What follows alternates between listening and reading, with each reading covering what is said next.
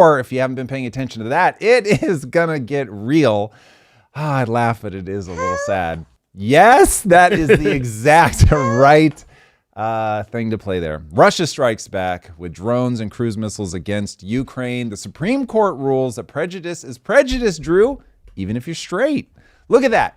Trump imposes a travel ban to protect from terrorism, and Drew is not here for it. We're going to hear more about Haiti today, I promise you.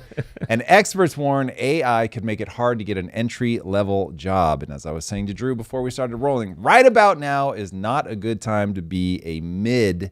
If you're a 40-year-old mid that does not have AI skills, my money is actually on the 22-year-old with no work experience but knows how to integrate AI. So we're going to be talking about all of that and more. We also had some community members coming in pretty hot with some super chats right off the jump. I want to say thank you to Arian Brown. We will definitely jump into that super chat momentarily. Thank you for your generosity. It's very, very, very. Trump, Elon madness. Yo, that shut the internet down. This is crazy. Like people who aren't even in politics were texting me last night and were just like, "Hey, did you see what's happening? Like the girls are fighting." And girls were fighting was trending on Twitter yesterday. Really? Yes. That's like a way to say it? Yeah, like that's what the youth are saying. But let's start at the timeline. It really came down to the big beautiful bill. Elon tweeted, I think this is my hypothesis. Yeah, same. It's one of those things that he said, I can't take it anymore. This is an abomination. We talked about that. But then I guess Elon just had time and he just kept going. He started retweeting other tweets. He started bringing up Trump's tweets from 2013, 2020, all these other things that talked about a balanced budget and balancing. Yeah, I think Trump popped off about him and that was that. But this is utterly fascinating to watch these insanely powerful guys be dumb and say, like, just keep my name out your motherfucking mouth, Drew. Like, what? Oh, my God. So the number of times that I have said in business to somebody, and I will let who are frequent flyers that need to hear the following phrase, but you'll be going into a meeting, something really untoward will have happened, and I will remind people as we go into the meeting, we're not going to do anything emotionally satisfying in this meeting. And so if you're going in because this person hurt your feelings and you think they're out of pocket, in this meeting, we're just, where do we want to go? What are the things that we have to do to get there? And when people start slinging mud, it's like, dude, what are you doing? Mm-hmm. So when you start looking at the timeline, there's no doubt that Elon fired the first shot in terms of saying that the big, beautiful bill was trash. Now, he doesn't call Trump out by name, but basically, and he said, you who voted for it. All right, listen. Trump may not have voted for it, but this is signature legislation for him. So he's going to feel called out by that. So that is mistake number one. Mistake number two, though, is during the press conference, when people asked, like, hey, what about the fact that Elon is popping off about this big, beautiful bill? And then Trump starts going into, I mean, he literally says that he has Trump derangement syndrome. It's like, oh my God. And that I would have won the election without him. It's like, what are you doing? And so now you get into this spiral where they are both approaching this as if what they're seeking is emotional gratification. Very stupid. Somebody put it's the big beautiful bra instead of the big beautiful bill. That's hilarious. Let's start at like the very beginning. I criticize this legislation, and I'm Elon. I'm sorry, I can't take it no more. This is a bad bill. We should do something to balance the budget. To me, that's not fighting words. To me, that's criticism. It's going to increase the deficit. I've been banging about deficit. My whole job was to try to cut government waste and abuse. So me saying that, it's not like it's left field. I think it escalated, and I'm going to blame Elon because this is the same guy that thinks his gaming stats. So, of course, he's going to take this a bit more petty. Without me, Trump would have lost the election. Dems would control the House. Republicans would be 51-49. Such ingratitude. To me, I think that was the line, because then it became, to your point, about the bill to about, I'm now going to take. But Trump had already said he has Trump derangement syndrome. So if you look at the timeline of how this all played out. I see the Elon tweet, the Trump press conference, Yeah. Let's jump to the Trump press conference and see if maybe. Yeah. So criticism that I've seen- Elon basically just said, hate the bill. And then this happened. And I'm sure you've seen regarding Elon Musk and your big, beautiful bill. What's your reaction to that? Do you think it in any way hurts passage in the Senate, which of course, what is you're seeking? Well, look, I've always liked Elon, and it's always very surprised. You saw the words he had for me, and he hasn't said anything about me that's bad. I'd rather have him criticize me than the bill, because the bill is incredible. It's the biggest cut in the history of our country. We've never cut. It's about 1.6 trillion in cuts. It's the biggest tax cut. You would say, people's taxes will go way down, but it's the biggest tax cut in history. It's we are doing things in that bill that are unbelievable. And when you look at what we're doing for small businesses, for people, for middle-income people, all of the things that we're doing, nobody's ever seen anything like it. And Elon's upset because we took the EV mandate, and which was a lot of money for electric vehicles, and they're having a hard time, the electric vehicles, and they want us to pay billions of dollars in subsidy. And Elon knew this from the beginning. He knew it for a long time ago. That's been in there. That's been, I would say, JD, that hasn't changed. That's been right from the beginning, Mr. Secretary. That hasn't changed at all, right from the beginning. But I know that it disturbed him. He wanted, and rightfully, he recommended somebody from that he, I guess, knew very well. I'm sure he respected him, but to run NASA. And I didn't think it was appropriate. And he happened to be a Democrat, like totally Democrat. And I say, look, we won. We get certain privileges, and one of the privileges, we don't have to appoint a Democrat. So we definitely have to get to the part where Trump is saying he's got Trump derangement syndrome, everybody leaves, blah, blah, blah, and they turn on me, whatever. But there are a few different pieces that are on the table in terms of what it could be that Elon is really freaking out about. And I've got certainly my take. There are some tweets and clips from other people like Naval that I want to play because I think that they get pretty close to what's really going on. I think Elon. So the pieces on the table. He hated the bill because it had pork in it. He hated the bill because it was negative for his companies and it hurt the EV subsidies that he was getting, and he just wants it for his own sake. He's pissed because the NASA guy that he suggested didn't get in there. Okay, which of these is it? It's entirely possible that it really is, when you look at Elon's sequence of behavior, that what's really going on is, and this is for sure projection on my part, because this is what I think, we're headed towards a fiscal cliff. And people are acting like it doesn't matter. And this has been a lot of Elon's rhetoric is, guys, this is exactly how countries go broke.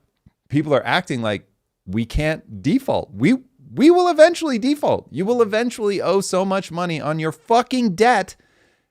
You can't do anything else. This is where, okay, now we're really into full projection mode here. But are people not seeing that? Like, that's the part that's really like, hey, guys, there are physics to this shit. I just got in this big debate yesterday over a business decision. And I was like, there are physics to every situation. And to be mad at me for pointing out that there are physics. Like, you will hit a point where, like, let's say you're trying to do an initiative inside of a business. And it's like, if we do that initiative, then we go from being in the black to being in the red. Mm-hmm. If we have a goal that says we must be in the black and you do that initiative and that pushes you into the red. The initiative failed. You should save it. Yeah. Are you saying I would like to officially change my goals and now I don't care about being in the black? Being in the red's perfectly fine as long as we get this outcome. At least then we can have a sensible conversation. Mm-hmm. But Elon has been saying from the fucking beginning, I'm coming in, I want to cut these costs because we're headed towards a fiscal cliff. We have to get this together. He buys X, Twitter, And he says, we need free speech because this is what matters to humanity. We want to go to Mars because this matters for humanity. We want to get EV going because this matters for humanity. This guy's been remarkably consistent. Mm-hmm. He's the richest man in the world, but sleeps under his desk, doesn't have a fancy house, like literally sold all of his like houses and stuff, and is like, that's not what matters to me. What matters to me is getting this stuff going. He slept on the floor or couch of, for sure, Tesla. I don't know about SpaceX, but maybe. Definitely X. Definitely the government. This is not a guy who's optimizing for, I want a lavish lifestyle. This is a guy who's, you suddenly have a lot more predictive validity if you're like, oh shit, he actually really believes in these things. Mm-hmm. And he's being hyper petty about this shit. And it is a weird part of his personality that if I were advising him, I'd be like, for the love of God, like this kind of thing is not going to get you where you want to go. But I don't think he's on video as early as 2021 saying, I don't care about the EV subsidies, remove them. That was when Biden was in office. Mm-hmm. He was saying, remove them. They don't matter.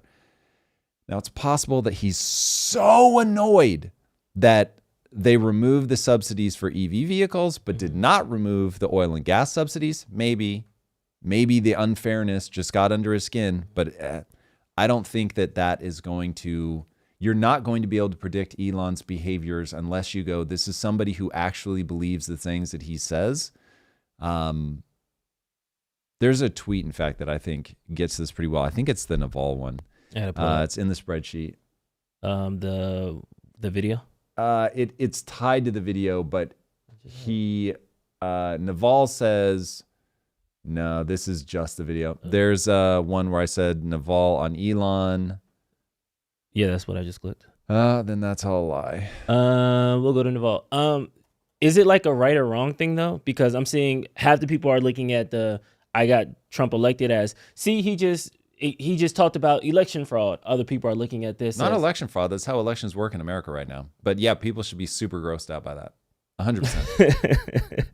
But what they should be grossed out by is that it isn't fraud. Is that it isn't fraud? What do you mean? You're allowed to put money in politics. Money and politics go hand in hand.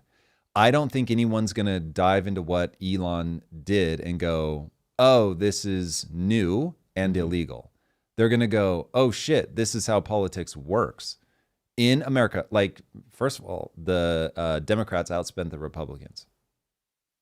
So you had more rich people throwing money at Republicans than you had rich people throwing money at Republicans. Got it. Okay, so you're just saying like a finance perspective. Yeah. Elon says, get money the fuck out of politics. Yeah, because I backed you. Yeah, look, Elon just says what the fuck is on his mind. Yeah. So he's got, oh God, I saw somebody shorten, he's got the burger. I forget how they shorted it, but the TISM or Asperger's, like whatever. He's got that. Like Elon just says what's on his mind to like a crazy degree.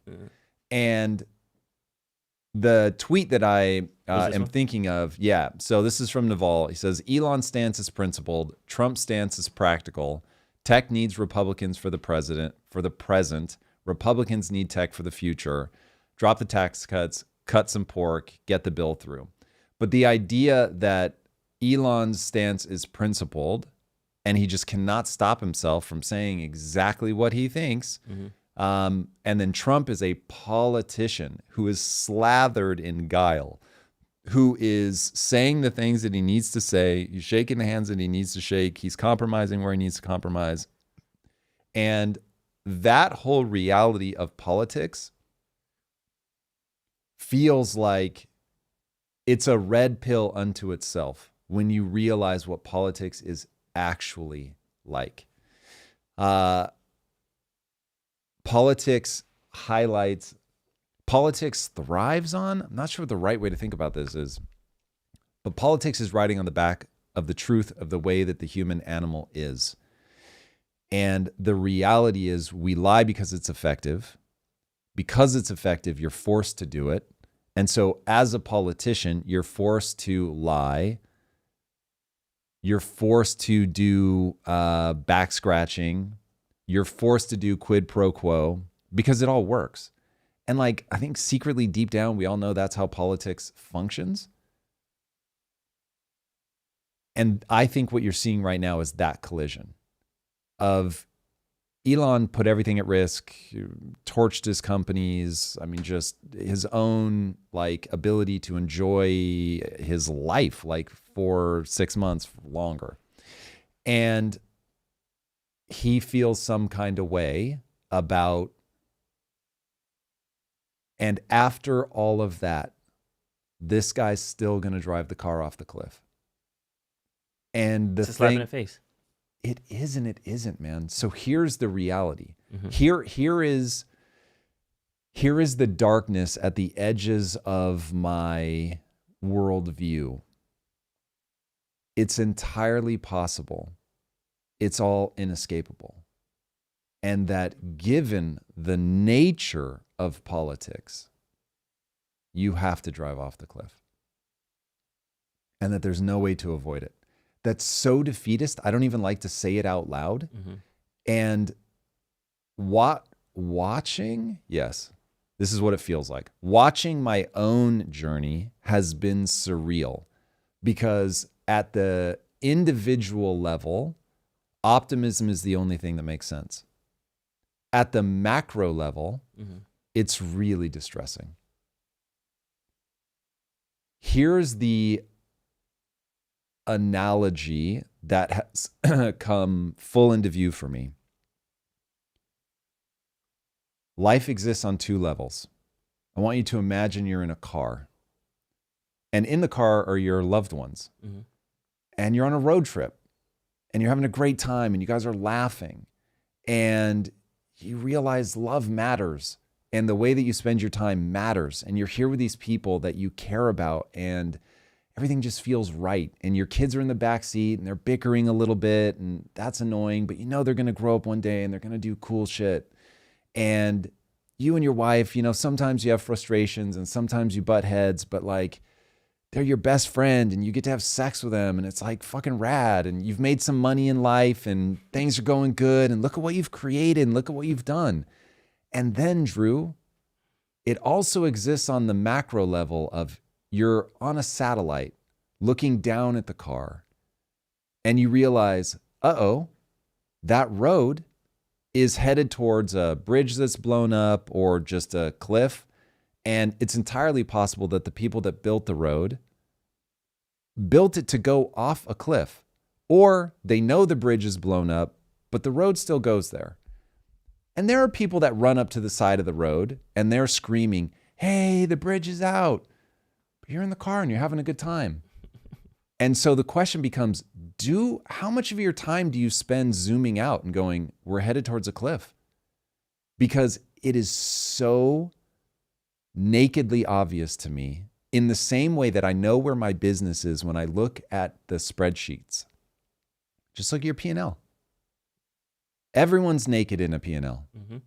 When you come out to the satellite level and you look down, you just see, it's inevitable. We drive off the cliff. The debt will bankrupt this country as it has bankrupted every country before it. Mm-hmm. But are you an asshole if you just stay up at the satellite and you forget that inside the car it's rad? I don't know what to do with that, because when I go up to the satellite, some part of me feels like I'm betraying my own worldview of like pursue fulfillment, stay focused on the things that are wonderful and beautiful, because it may be inevitable. Mm-hmm.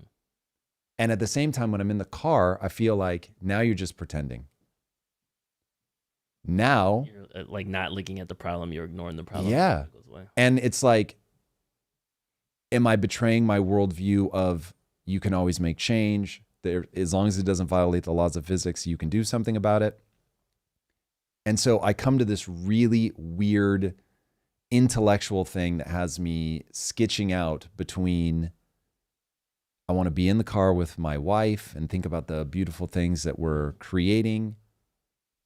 And I want to see if I can do my small part to nudge the car in a direction, to get at a minimum, take your foot off the accelerator. Yeah. Okay. There's a bunch of different conversations. Chat, I hear you. Chat is saying all this is a distraction about the Palantir deal. We'll get to the Palantir deal right after this. That's full conspiracy. That's, yeah, like this is just, they're making this argument up. Some people are saying this is 4D, the chess to get the bill killed and all that. They're really petty. I think humans are who humans are. I think we've seen Trump do this before with a bunch of other people in his first administration. That's why nobody came back. So once you kind of burn that bridge, you burn that bridge. To me, though, looking at what's been said, the exchanges that's been happening, Candace Owens, of all people, kind of said it the best way when Elon dropped the big bomb, the Epstein accusations, where Elon tweeted, "Time to drop the big bomb. Real Donald Trump is in the Epstein files. This is the real reason why they have not been made public. Have a nice day."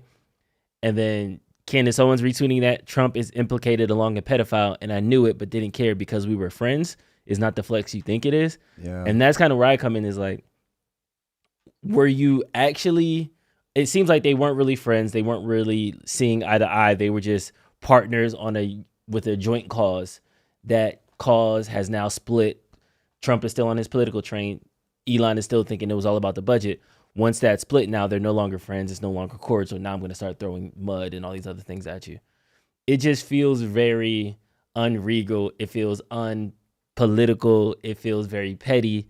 And just for that person in the highest office and the richest man in the world, this is where we come down to. It just seems disheartening. Like it does seem like a show. It seems like a reality TV. It doesn't seem real that out of all the problems we have, this is what they're like bickering about. It just, I was just surprised how visceral and how negative it became. It turned into like two high schoolers arguing over it. And I'm going to get that person. I'm going to get them back. And I'm trying to one up you on the insults and stuff. So it's just, I don't know. It seems.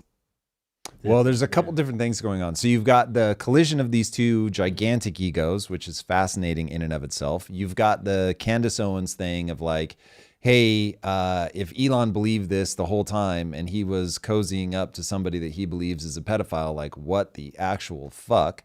Both are valid. So one, we're living in the age of social media, and on balance, is it going to be better or worse? Probably a little bit worse, but we're going to adapt. Meaning there is something about being presidential. There is something about there are things for public consumption, and then there are things that are meant to be done behind closed doors. Kind of the reason you don't argue in front of the kids. It just creates a vibe. So given that part of the presidency, the job is to create a vibe in the country, and this is definitely creating a bad vibe. Now, look, there's a plus side, which is we really get to see how things are going. We really get to understand what people are thinking. You've got two guys that they stream of consciousness out loud. It's super weird in that it's just so atypical. So there is a dramatic quality of like, I'm here for it. Let me grab my popcorn. Again, when I'm in the car, this is fun and funny, right? This is hilarious. Like there's no doubt there's a part of this that's just good fucking TV. Like when I first saw that this was popping off, I was like, yo, Drew, tomorrow, this is going to be so fun. When I go out to the satellite, I'm like, God damn it. Like this is now creating an even bigger problem. And these things have consequences. The country is like a real thing. It is a container in which the most incredible things can happen or the most hellacious and damaging things can happen. We've got Thucydides' trap going on with China. We've got China, Ukraine in a war. We've got Israel, Gaza in a war. It's like, God, dude, right now, is this really the time for us to be this highly dysfunctional in public? Medvedev, the Russian guy, is clowning on us. You know that this is going to further get everybody teamed up. I saw somebody in the chat asking like, but come on, for real, which side are you on?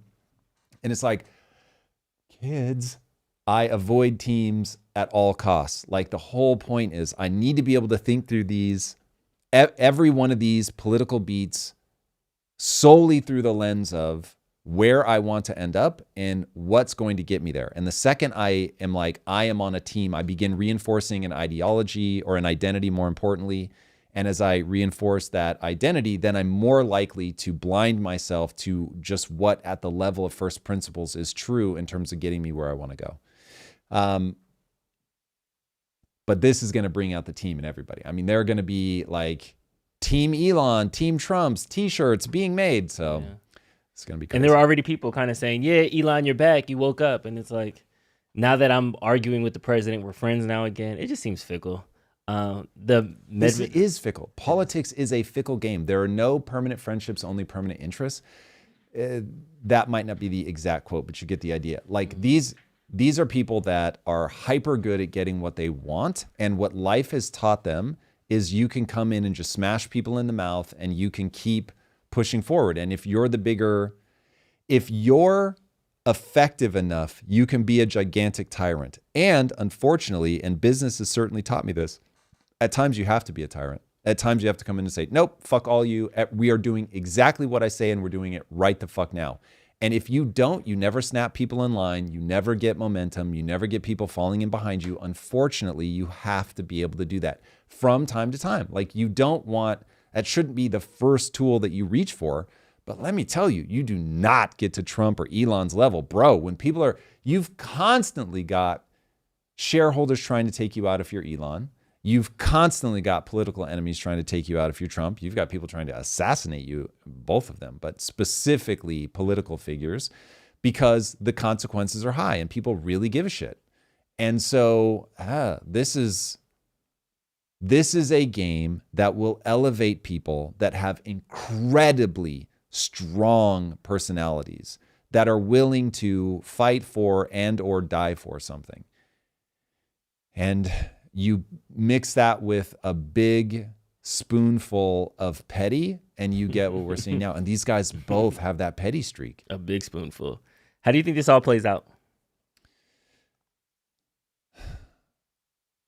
Elon is wrong if he thinks that you can politically get a perfect bill passed. There are no solutions, only trade-offs.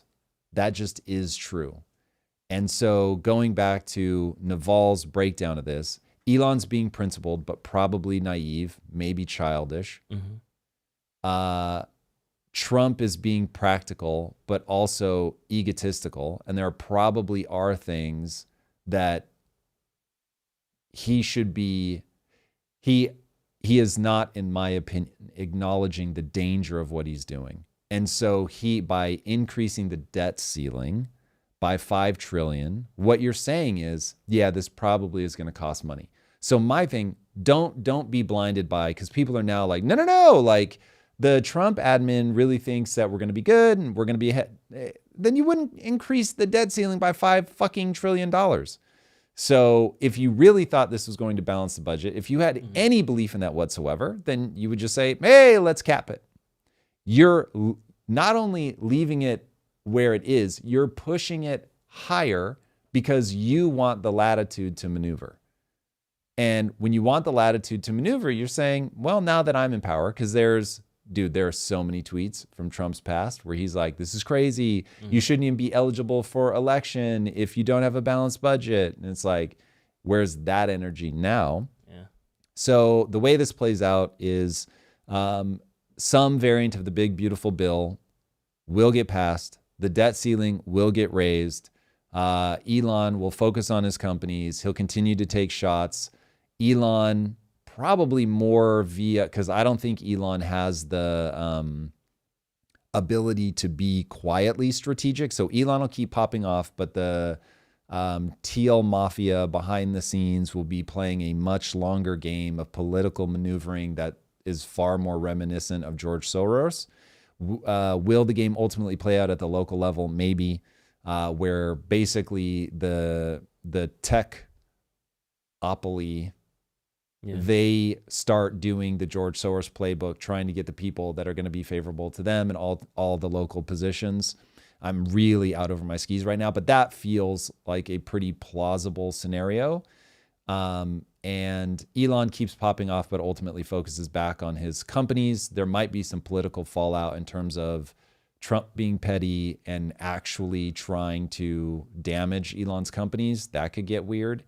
But the American people do not have the stomach for austerity. They will only make a change in the face of unimaginable suffering. Wow.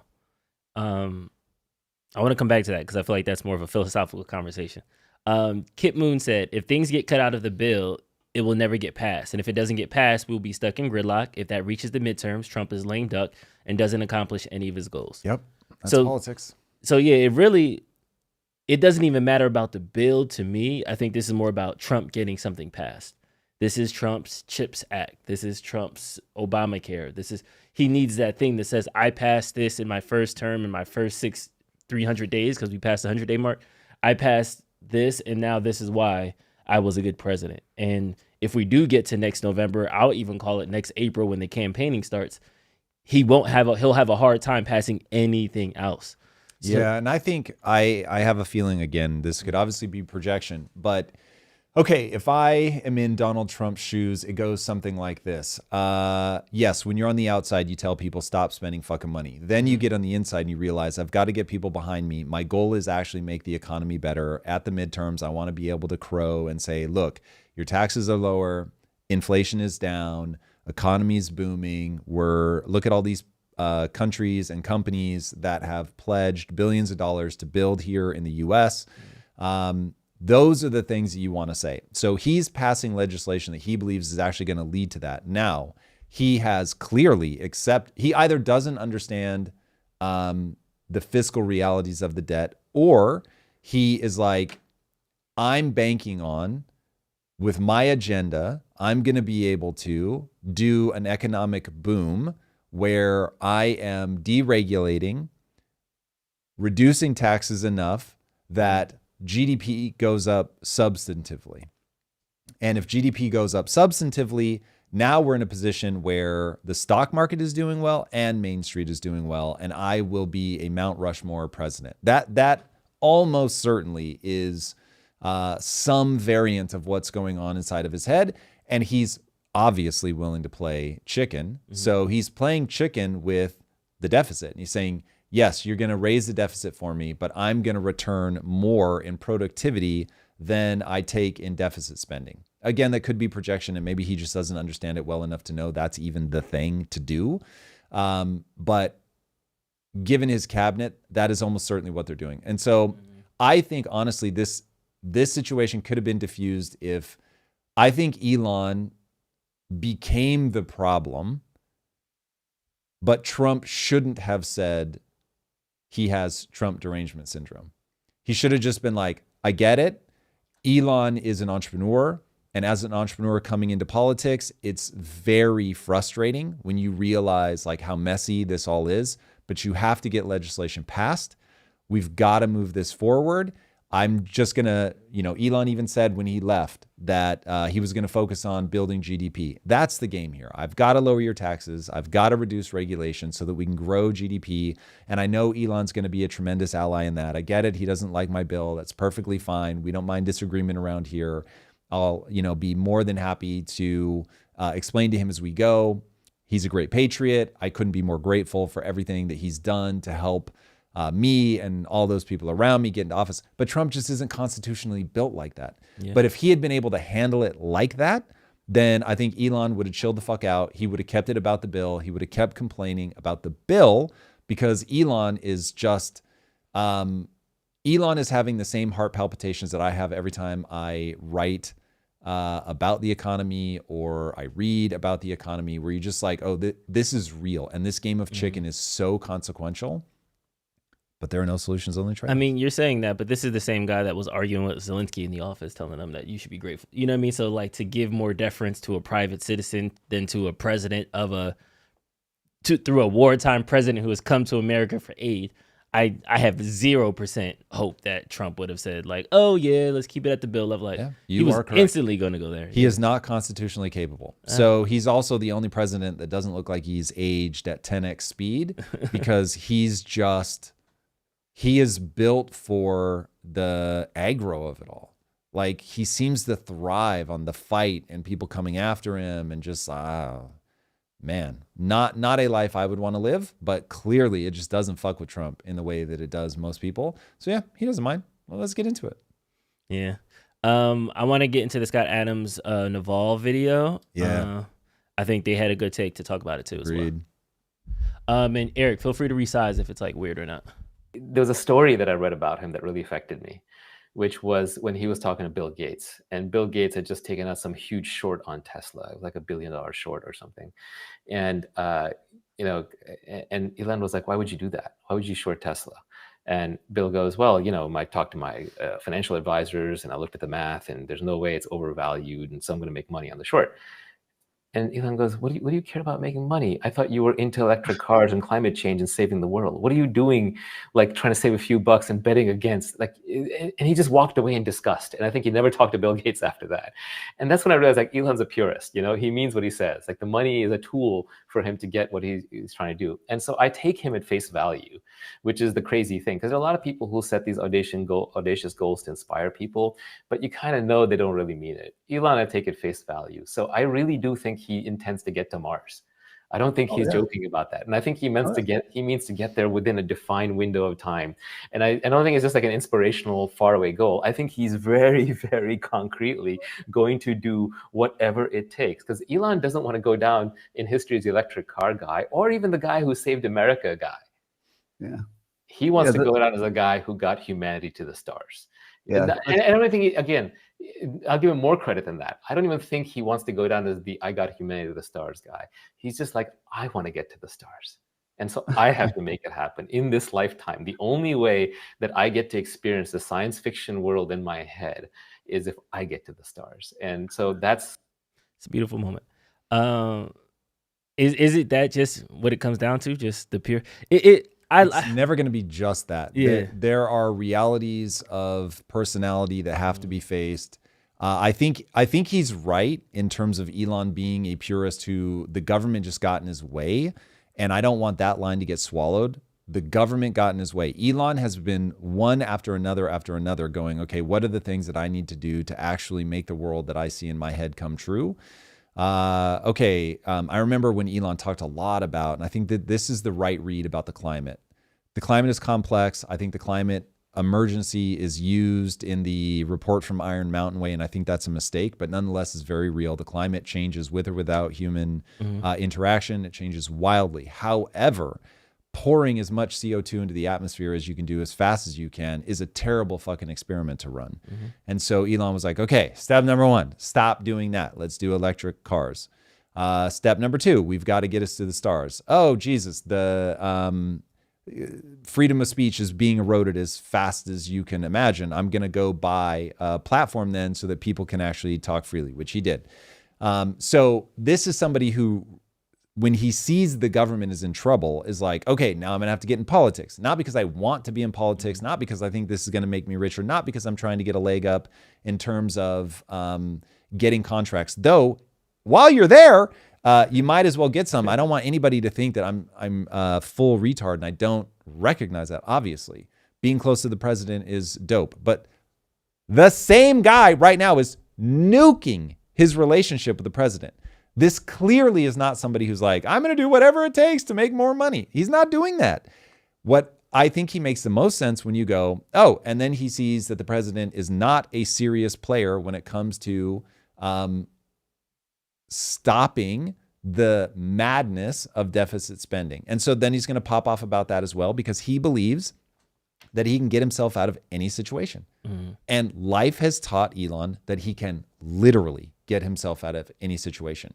And so he's just going to say what he's going to say. But you have to understand there is a tremendous amount of chaos that is born of how Elon is. There's a tremendous amount of chaos that's born out of Trump.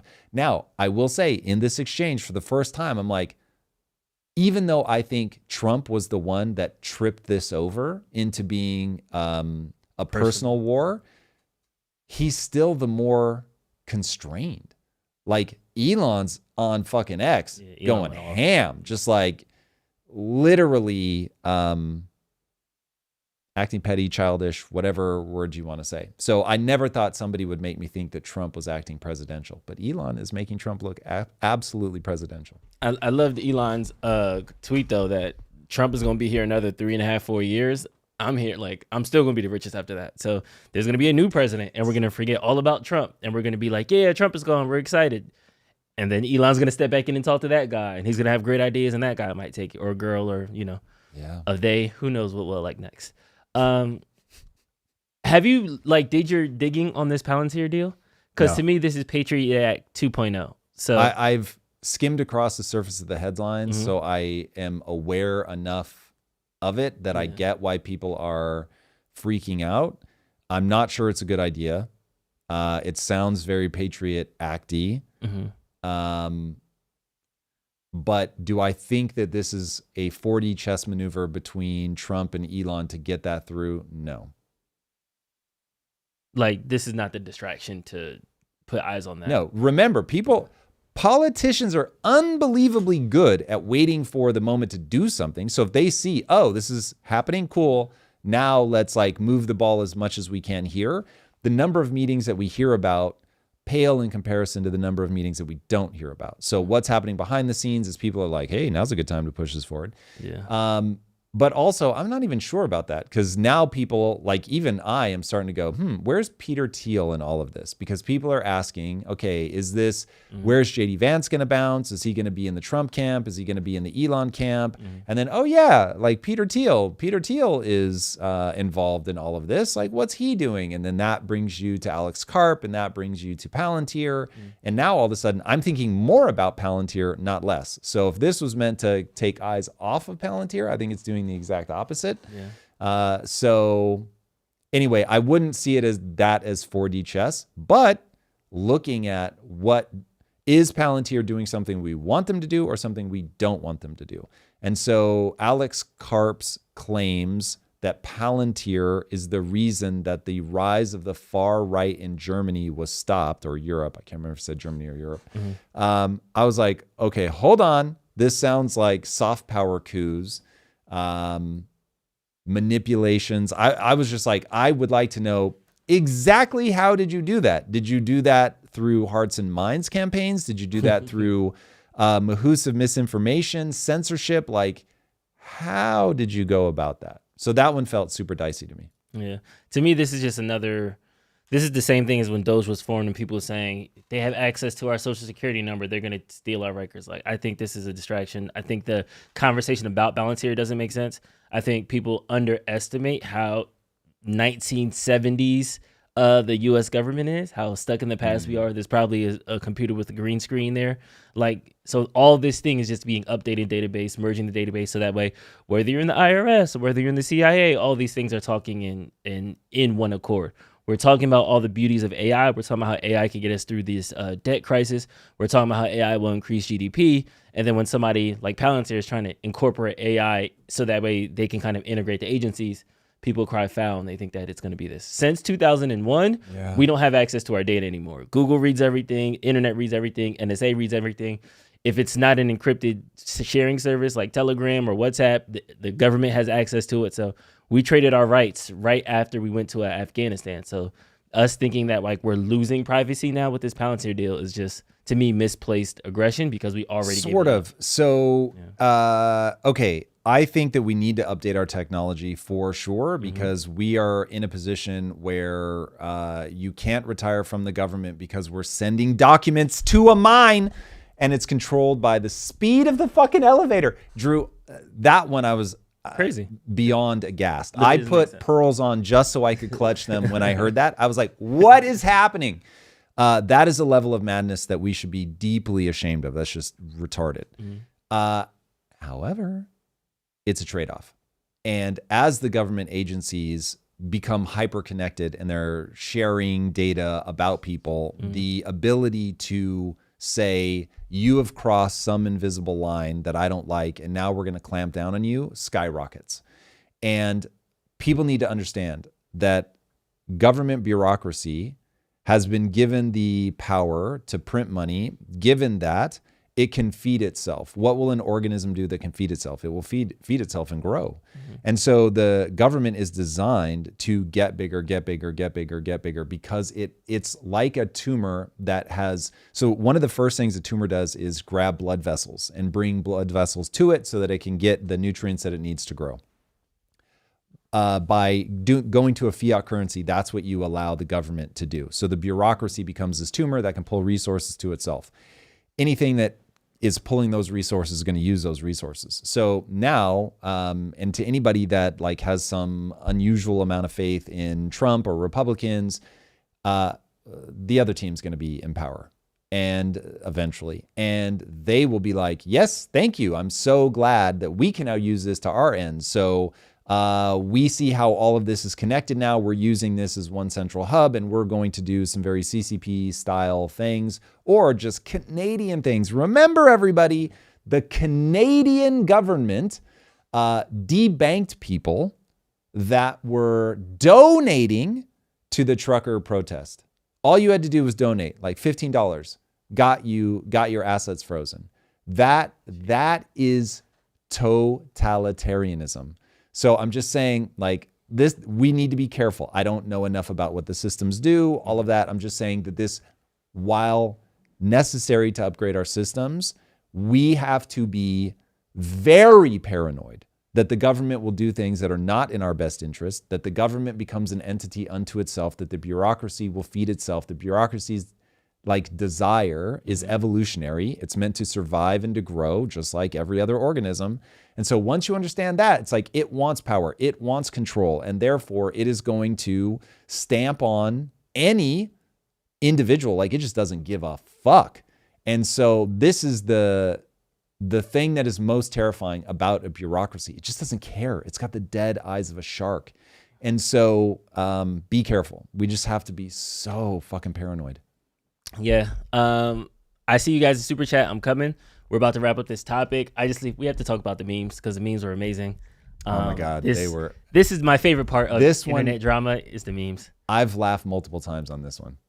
This is a picture of Donald Trump and Zuckerberg. You're Elon now. That was good. Your name is Elon now. There's something about that I just love everything about that. That is hysterical. Breaking news: Vladimir Putin has offered to negotiate a peace deal between President Trump and Elon Musk. This was funny until Medvedev actually retweeted like, "Hey, I would like Russia's offering this." So it became funny until an actual Russian defense minister chimed in. Yeah. Not ideal, Drew. Please, Trump and Elon, not in front of the kids. MAGA will be conflicted, though. And we do have to have this conversation because there's so many Trump supporters said, I voted for Trump because he has this super team of people around him, Elon included. If Elon starts to leave, God forbid Tulsi leaves, RFK leaves, does Trump begin to lose his support? And does that change how people feel about the policies he's pushing? Does that hurt him in the Senate? Like, there's a lot of... I think it will definitely be a problem. And that was some of the concerns about Elon and about Trump in the beginning was this guy cannot keep people around him. He always ends up alienating people. So we'll see. We'll see, man. I think that there's enough unique to Elon in all of this that I'm not super worried about a run, but we'll see. Yeah. This is probably my favorite one. Trump's new foreign policy by tomorrow morning.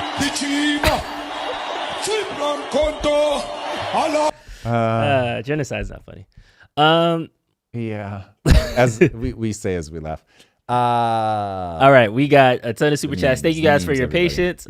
Super chat. They've been pouring in.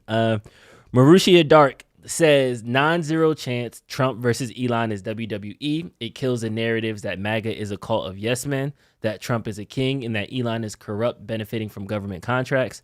Also gets Dems to push to release Epstein files.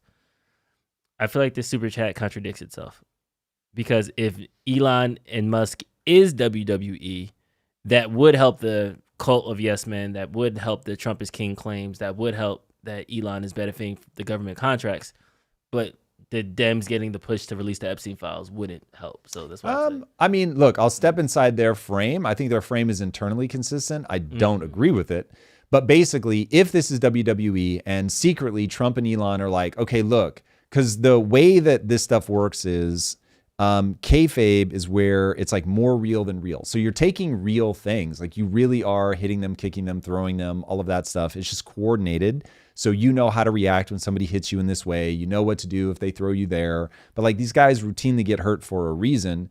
And they will often say things like that are really trying to get under the other person's skin to like really bring it out of them so that the drama feels real. It's scripted, don't get me wrong. But like the the middle bit, all the specific stuff is like off script. And so if that were true, and it's like these guys really start taking jabs at each other, really start getting each other annoyed, it's like two brothers that are they play fighting anymore? Like at some point, did we just cross a line? Like it was meant to be play, but now, and it certainly would disrupt the notion that this is a bunch of yes men, but I don't know, maybe I'm crazy, but that hasn't felt like a credible thing for a while because they've argued in public before. And then the Trump as king, that one's a big question mark for me, because if Trump really does start lashing out politically, trying to hurt Musk's companies, that certainly doesn't do anything to diminish that one. But anyway, the dissent could shake some of that. And then what was the last part? Elon is corrupt, benefiting from government. Oh, the Dems getting to release the Epstein files.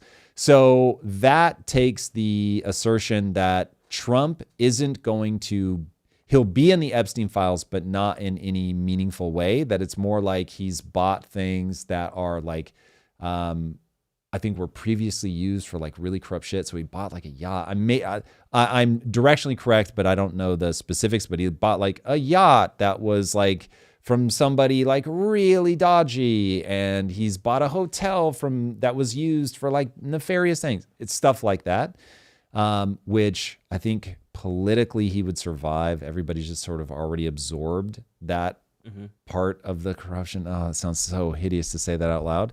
But I think it's true. And then the sex stuff, people claim that the reason that he pushed Epstein out of his clubs was he found out how despicable he was with young women. I don't know if I buy it, man. That one feels like pretty weak sauce. I have a default assumption, allegedly, no idea if this is true, but like, boy, would I be surprised if a guy who said you just grab him in the pussy and has been seen with Epstein, has been in articles talking positively about Epstein, was all of a sudden like, what? You do untoward things with women? Oh, that was hard for me to metabolize. Yeah. So anyway, I assume the mental model that I have of the Epstein files is that there are so many fucking people on that thing from both sides of the aisle. It's how you get everybody to be chill about it. If there wasn't a detente where both sides are in a Mexican standoff, then, and Trump was on it, the Dems would have gone, he can't be president. Look, this motherfucker's on the list. It's only because everybody's like, hey. He's on the one thing you can't do, do we really? Yeah, it's like, is it really that bad? Like, you know what? Let the justice system do what it's going to do. Let it take its time. And then behind the scenes, everybody's like, this is never coming out, right? We all know this, because I just think, again, I don't actually know. And this is definitely me embracing a very dark side of my fears about what certain types of people are here for, that drive them to seek power at that level. But I just think there's so many people on that list, Drew. I don't think it can ever come out. And by the way, let's say that there's footage and we can prove that it's not AI, and it shows that homeboy killed himself, like for real. We're like, we watch him put the noose around his own neck. And I'm like, I know it's not AI. My assumption is right off camera. You know, the guy that was his roommate, who's like 7 feet tall, 380 pounds of muscle. Doing 4 life sentences? For like choking his own mother to death. It's like, I have a feeling that guy's just off camera like, you want to do it? Or you want me to do it? So I don't think he's just like, I feel so bad about what I did. It is not that. This guy's like, everyone you've ever met is going to get choked to death. And so, yeah, if he, again, I don't know. I don't have any insider information, but boy, when I put my writer's hat on, it's like, what would need to be true for this to look like that? That's my gut instinct. All right, we got another super chat from Sequoia Hobbs. Yeah, Sequoia Hobbs. Super chat. Always good seeing you. The U.S. government, Congress included, assured that data sharing between agencies was not allowed for real reasons. J. Edgar Hoover, for example. Okay, I am thinking about this stuff for the first time. That doesn't make sense to me. There should be certain information about people that to facilitate a better life for our citizens, each department should have access to simplify things and make it easy for us to move through the bureaucracy. However, there should be extreme limits placed on what the government can do. And I don't think we're anywhere near the extreme limits placed on what government can do. And so I want to look at the Patriot Act. I was really hoping that had been revoked at some point when I wasn't paying attention. No. So we knowingly spy on our own citizens. That's what got Snowden caught up. That is a problem. He was the only one that got in trouble. Him and Assange went down for it. NSA still NSAing. Thank you, Sequoia Hawk, for that super chat. April, nice to see you in the chat. Thank you for the super chat. Yeah, super chat. What do you think about header iska investing? I find idea. it really interesting and wonder, since the Bible says the borrower is slave to the lender, why a comparable system couldn't work within Christianity. Do you know what header iska is? I know, and I feel like I'm a Never bad heard of Christian right now because I don't know what that is. Under the terms of header iska, the loan relationship between the lender and borrower established in the loan documents is recast as an investment partnership relationship. In the investment partnership, the lender adopts the role of investing partner and the borrower adopts the role of managing partner. No, I would, hey, if that's an option that I can choose from, yes, wonderful. But I would not want every bit of debt that I take to give that person the right or ability or even expectation that they can influence what I do with the money. If I'm paying you back, that's all you need to worry about. Unless the money is given as like a VC investment where it's like, I am giving you this money specifically on the terms that I want to influence where you go. No, the only people putting that forward are people that have not lived in the entrepreneur world where people will fuck you up. You are trying to do something and they are tripping you up at every potential turn. Corporations don't act as a democracy for a reason. So yeah, no, hard pass for me on that one. Jedward, thank you for $20 super chat. If you ever wanted to get Dems anti-Trumpers to call for the release of unredacted Epstein files so they can really gleefully comb through them and see just how rotten the system is. Also, U.S. Treasury can directly issue debt-free money. No, they can't. I mean, I can go into it. So the way the system works is the only way to stop inflation from running wild and literally becoming hyperinflation is to sell the debt first on the open market so that people have faith in the debt. The entire U.S. money system is predicated on your belief that the U.S. government will pay that debt back. And the whole reason that interest rates are moved up or down are based on how many people in the actual marketplace buy the debt when you put it on auction. So those debt auctions are huge indicators of people's belief in the government, and that's when we ratchet up or down interest rates.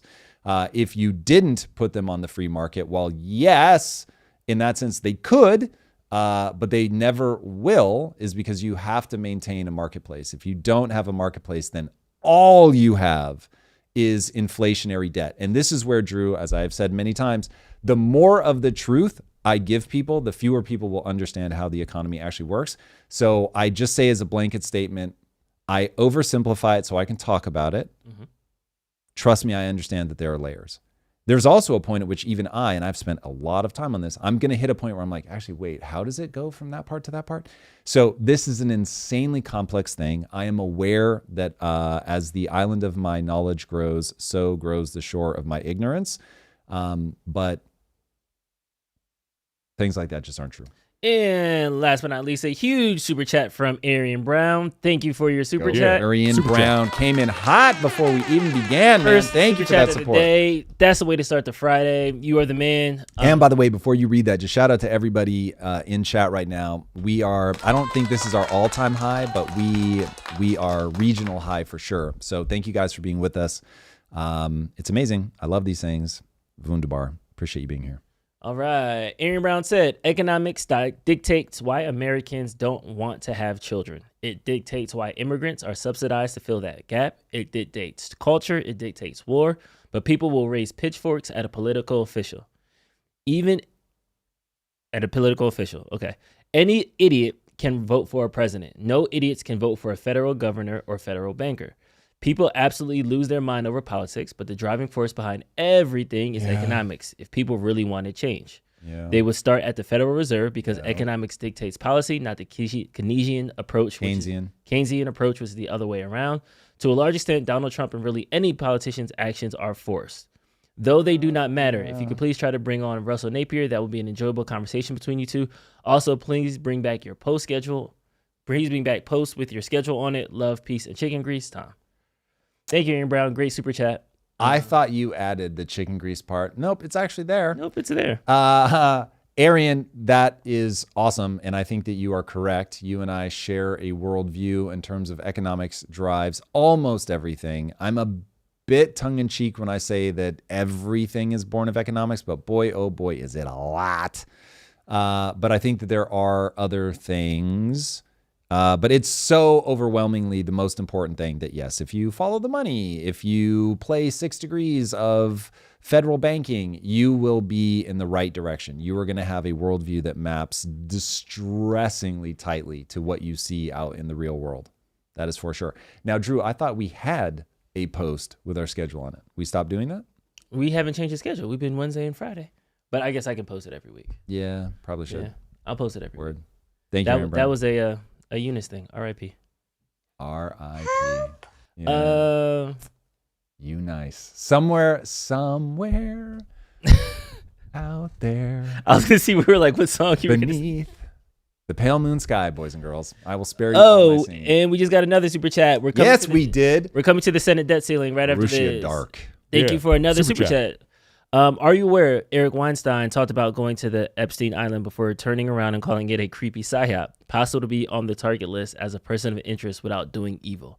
Ask him about it. Yeah. No, I've talked to Eric about that. Yes, very aware. So I assume that's a Trump thing. The reason that I think, feel, emotion, I have no evidence, not saying anything is beyond conjecture here, that Trump is almost inevitably caught up in this is just he said things like, grab him by the pussy. Mm-hmm. I know Epstein has a thing for young girls. Now, maybe he meant early 20s. But nonetheless, like there's just not an ideal. If you're trying to think, hey, maybe he's not in any bad way on the Epstein list, or put him in a bucket with somebody like Eric Weinstein.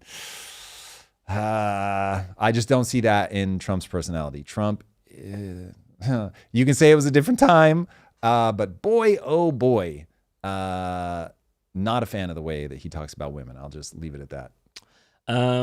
In other news, Elizabeth Warren and Donald Trump agree on something. And that is the debt limit should be scrapped to prevent an economic catastrophe. Let's pass a bipartisan bill and get rid of it forever. Yeah, there's a terrible fucking idea. And then Trump. It doesn't matter, though. It is political theater, in fairness. We have this conversation every year. Yep. We should raise the debt ceiling. Which we will. And we always do. Okay. That is a guarantee. You have a system that mandates it, Drew. That's the problem. Okay. But boy, I wish people would slow the fuck. For the people in the back, what is a debt ceiling, Tom, and why do we keep having to raise it? Okay, so the debt ceiling is how much debt can we have? So at one point, people thought, you know what? We should really curb this shit. This goes back to Alexander Hamilton. Alexander Hamilton was like, should we have debt? And then he said, yes. We need debt. Debt is extremely useful, and debt is extremely useful. This is why they call it leverage. Leverage just means debt.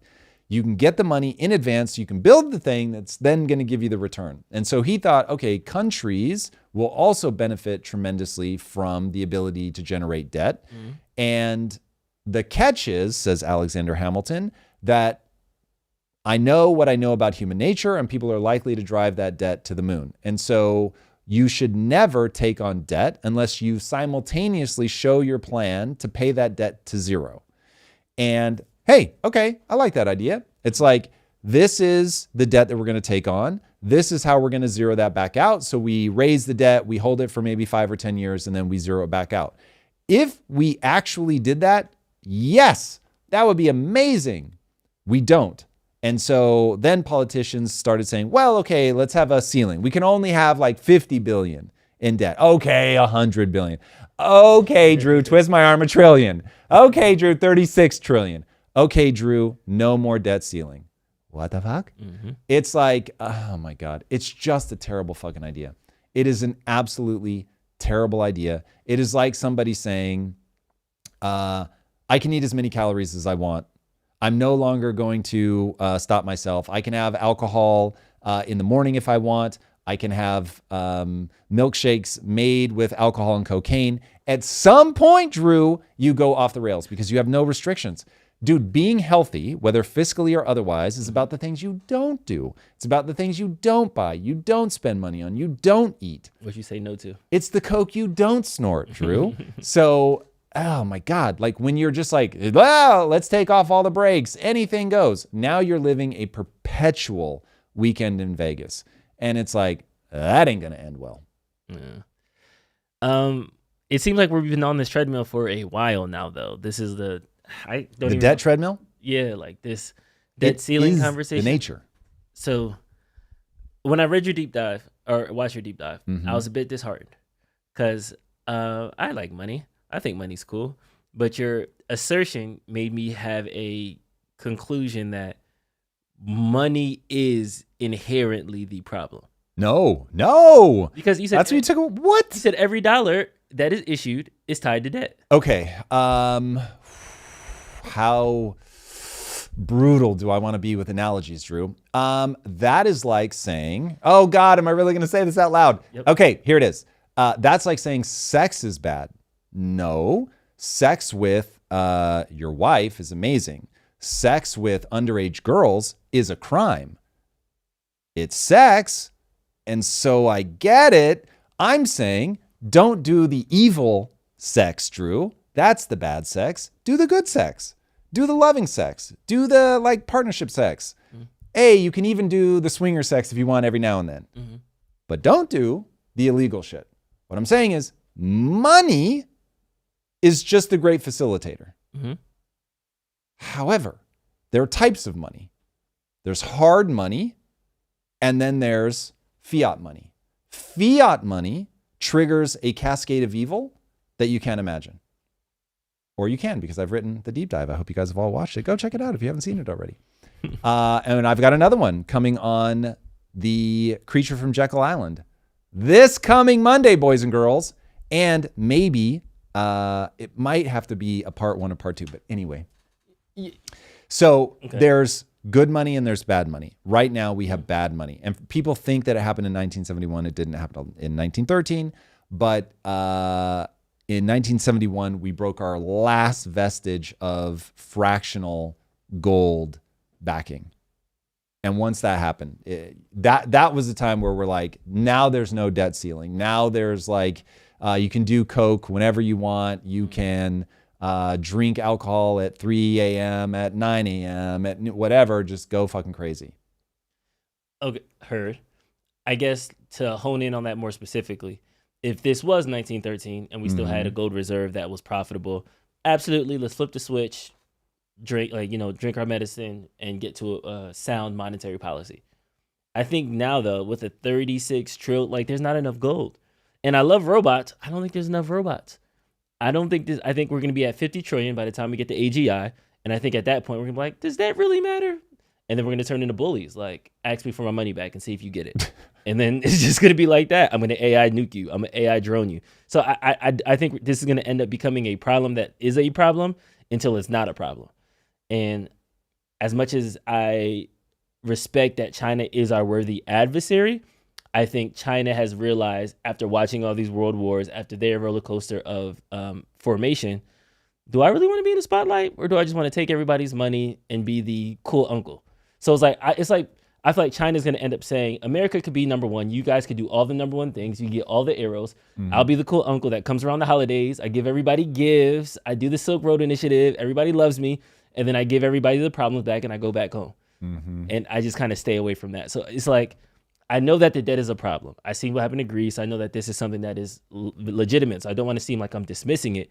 But I think that we're going to break sinister in the sense of like yeah, we're past the point of no return. The debt is going to keep increasing, and then eventually we're just going to shrug and be like, yeah, try to take the money back. Like, it's going to get to that. Doesn't work like that. So your answer unfortunately violates the physics of money.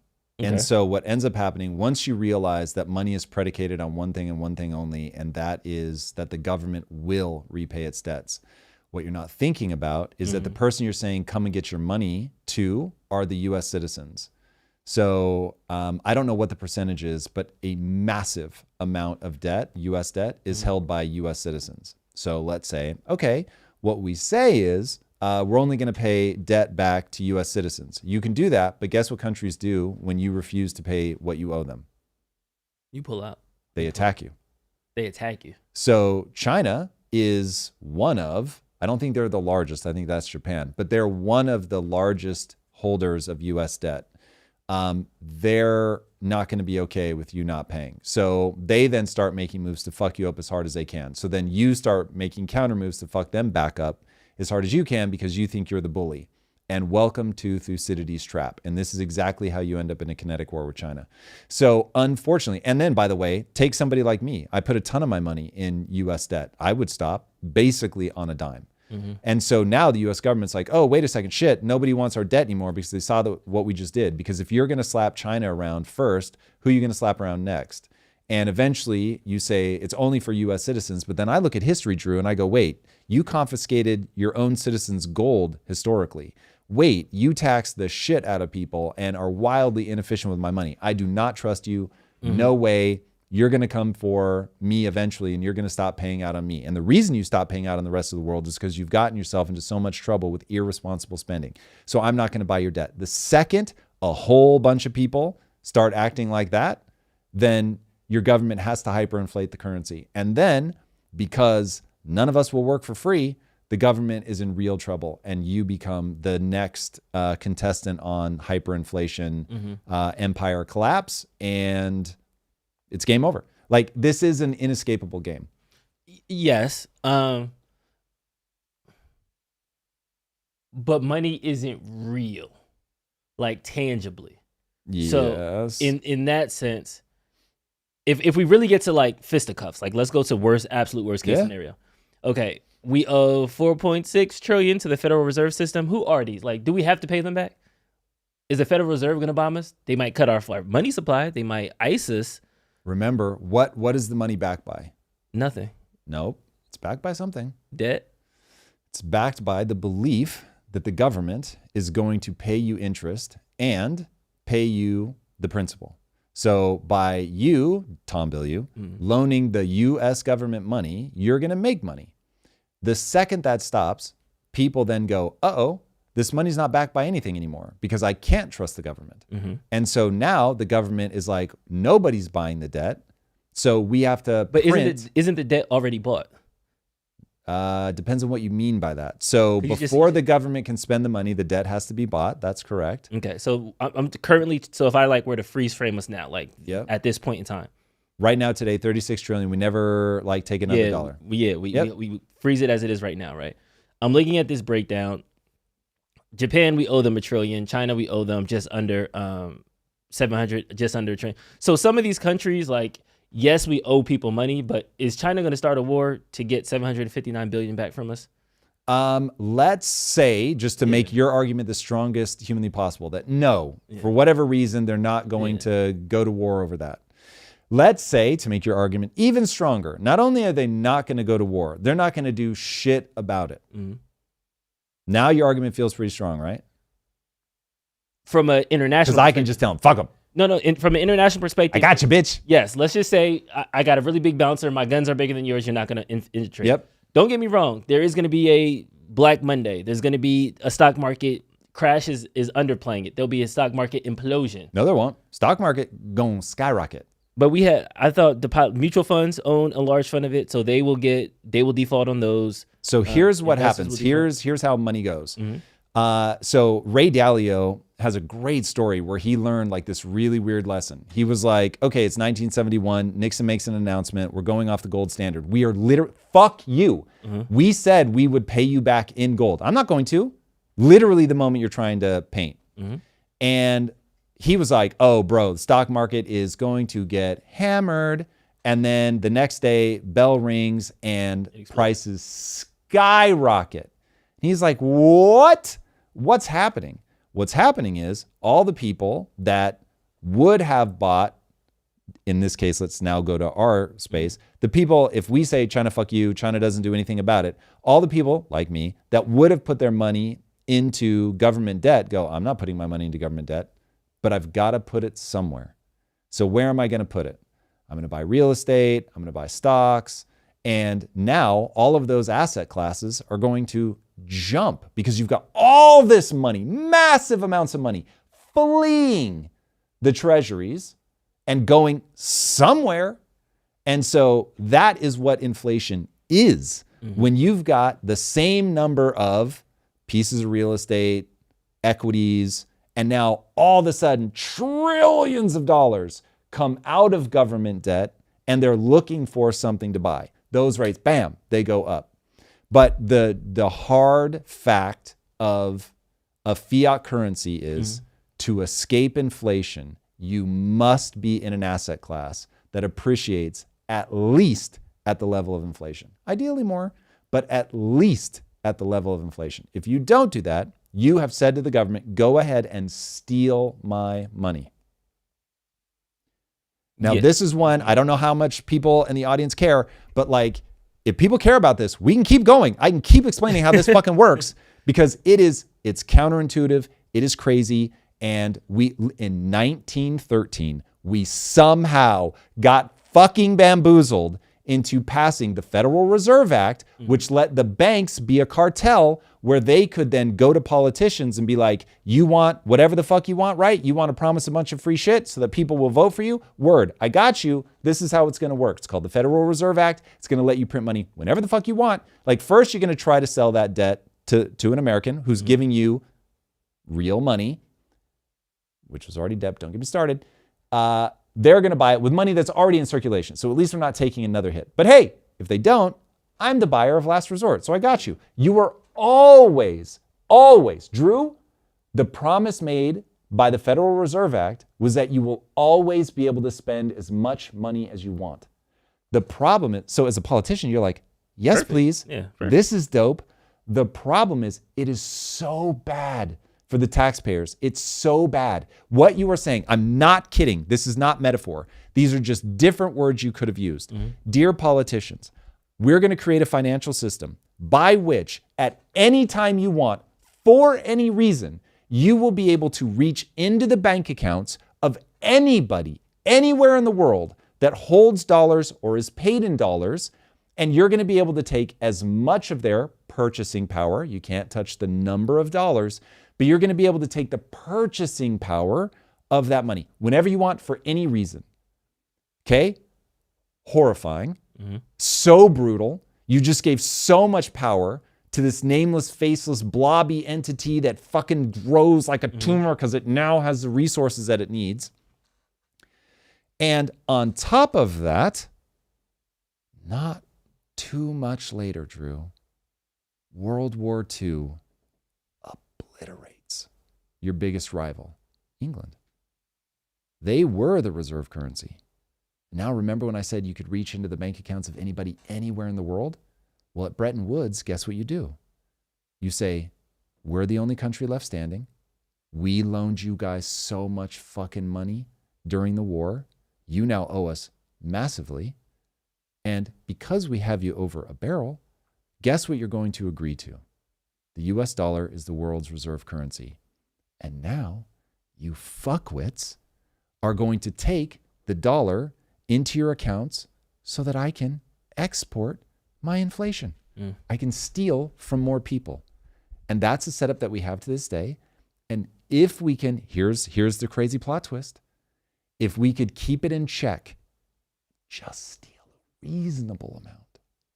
Steal, but just keep it to the point where people don't freak out. You can do it forever. But every time somebody has gotten themselves in this position, every time, Drew, they always take so much that people start to notice. And then because the money is only backed by the confidence and the government's ability to pay that back with interest, it always folds because people realize 36 trillion and you want to extend it by 5 trillion more. I see where this is going. Oh, wait, you just tweeted that you want no limit so that you can just steal. Remember, there's no such thing as an unbalanced budget. There's just 4 trillion, you know you're being taxed, and 2 trillion we take without your permission. That's an unbalanced budget. But people don't understand how it works. So they keep fucking voting for it. I don't know where they think the money is coming from. So, I mean, they don't even think about it. They don't think about the budget. My God, this is one of those where, Drew, it is really fascinating. Here's the wonderful joy of my life. I get into entrepreneurship and I realize, ooh, cause and effect matters. Cause and effect end up making me fantastically wealthy. COVID hits and I'm like, ooh, I want to help. I had 1,000 employees who grew up in the hood. I want to help them. Let me start figuring out investing because I'm not going to be able to teach them to build their own business, certainly not at a time where businesses are shutting left, right, and center. Let me teach them how to be prudent with their money. I start researching how money works. Crypto is getting big at that time. I start researching crypto, and then you start asking the question, what is money? And then you go down this insane rabbit hole and you're like, oh my God, we've been being stolen from the beginning. Holy fuck. The more you map cause and effect, the wilder the ride gets. That's when I began to realize, oh, there's life inside the car. And people, the phase one of me as a public intellectual, I don't know what word to use, it was all about being inside the car and people love me. Then I started zooming to outside the car and I was like, uh-oh, the road goes off a cliff. And people are like, bro, I miss it when you made content from inside the car. And I'm like, yeah, but the car's headed towards a cliff. But it's not fun. It's not spiritual entertainment. And so here we are. Here we are, Drew. Even I don't know what to do with that. I don't know. Never make a product that people don't want to consume, Drew. Rule number one, literally, after this, I'm going to go teach entrepreneurship. And do you know what one of the first fucking things I'm going to tell them are? What? Don't try to convince people that they have a problem. Figure out a problem they are already screaming to have solved and solve that problem. Don't try to, all I do during the lives is try to convince people they have a problem. It is so funny. The irony does not escape me that I violate every one of my own lessons about making money. Oh, okay. I want to ground this a little bit. Yeah. Shout out to Tim Ferriss. He had the 4-Hour Work Week. That was a book that fundamentally changed my life because it was a book that talked about what's the worst case scenario of if you did it. So, and I remember this, I was 22 or something. I would have to leave my apartment. I have to sell my car. I have to sleep on my mom's couch. I would have to move back home. I'll be so embarrassed. But as I was going through this worst case scenario, I was like, well, it'll be nice to have a home cooked meal every now and then. I want to pay rent. My friends live around the corner, so that would be you start to kind of see that okay, it's not that bad. The worst case scenario. So I was asking these questions to think what is the worst case scenario of this? And if the answer is war, I feel like that puts America in a good place because America on paper has the biggest army. America on paper is the most robust. America on paper has the most army bases. America on paper has the most allies. So, I mean, yes, if the United Kingdom wants to come at us, Europe is going to take a step back. Can I tell you about the Ai Drang Valley in Vietnam? I can't? I say, have you told me about it? No. Can I? Yes, absolutely. Okay. So Ai Drang Valley, we learn a very powerful lesson. We go to war. This is in Vietnam. We kill 1,000 Viet Cong and they only kill 100 Americans. Our Defense Department goes, we got this in the bag. And spoiler alert, we lose the Vietnam War. Now, why do we lose the Vietnam War if we're able to kill them at a 10-to-1 ratio? Guerrilla warfare, we're in their country. They had tactical advantage over us. Nope. Hearts and minds. America was not willing to stomach those 100 losses. Vietnam was willing to, you killed 1,000, here's 1,000 more. Kill another 1,000, here's another 1,000 more. America was get the fuck out of the war. And they turned against their politicians and said, no, we're not here for this. Stop immediately. Yeah. And so the way that the populace feels about war is going to be the question. So first of all, keep in mind, it could be a civil war. So it may just be Americans killing Americans. So now it doesn't matter that we're the best armed country in the world. If we're doing a French Revolution style or a American Civil War v 2.0 style, it's just Americans killing Americans as far as the eye can see, with all the cool weapons that make us the strongest military in the world. No bueno. The other is Russia has proven to the world over and over and over, you can invade as much as you want, but we're willing to kill a lot more of our civilians than you are. China will outkill their civilians more than anybody. So I certainly don't want to fuck with China. Americans, rightfully so, have an extremely low appetite for dead Americans. I love us for that. So it won't play out in that way. In the same way that money's a confidence game, war is a game of appetite. And once you lose that appetite, the war is over because you are going to back out. And this is how Afghanistan just keeps killing foreign invaders. They're like, bro, like we'll do this forever. And like you said, it's asymmetric. So you're trying to like big rocket them. They're hiding in caves and they're just chipping away at you, knowing that you don't have the stomach for this. Same thing that's happening in Gaza. But you don't think if it's one of those situations where we get to a debt-driven war, our backs are against the wall, this is something that we have to do because we will be the defenders versus the Again, agitators? it depends on which kind of war we're having. So just imagine that it breaks I'm strictly civil. talking about debt. Strictly talking about the debt. Yeah, civil China's war. running at us. So, like, you think the debt will cause a civil war? Drew, you're not paying Americans back. So Elon Musk is going to raise an army and try to like attack the government? Is that because I don't see U.S. investors who are wealthy starting a war on their own soil. It's going to suck. They're definitely going to be caught holding the bag. Okay. They're definitely going to lose a fraction. Let's go with it's not an exact parallel, but let's run the scenario. And if people in the chat have one that they think that we should showcase, we can do that as well. Assuming that I'm familiar enough with it. World War II. World War II starts over a debt problem. So Germany loses World War I, and the Treaty of Versailles puts insanely onerous obligations on them. Like you're going to pay this back, that back. There's no way that they can do it. And so their economy collapses, and the Weimar Republic tries to print their way out of it. Currency hyperinflates, and they realize, okay, that was a terrible way to respond to this. Okay, tracking with me so far? That is what the US will try to do. They will try to inflate their way out of this. But given that people will not trust it, it rapidly becomes hyperinflation. Hyperinflation means people are starving. Society is 3 meals away from revolution. Once like that mental map is in your head, 3 meals?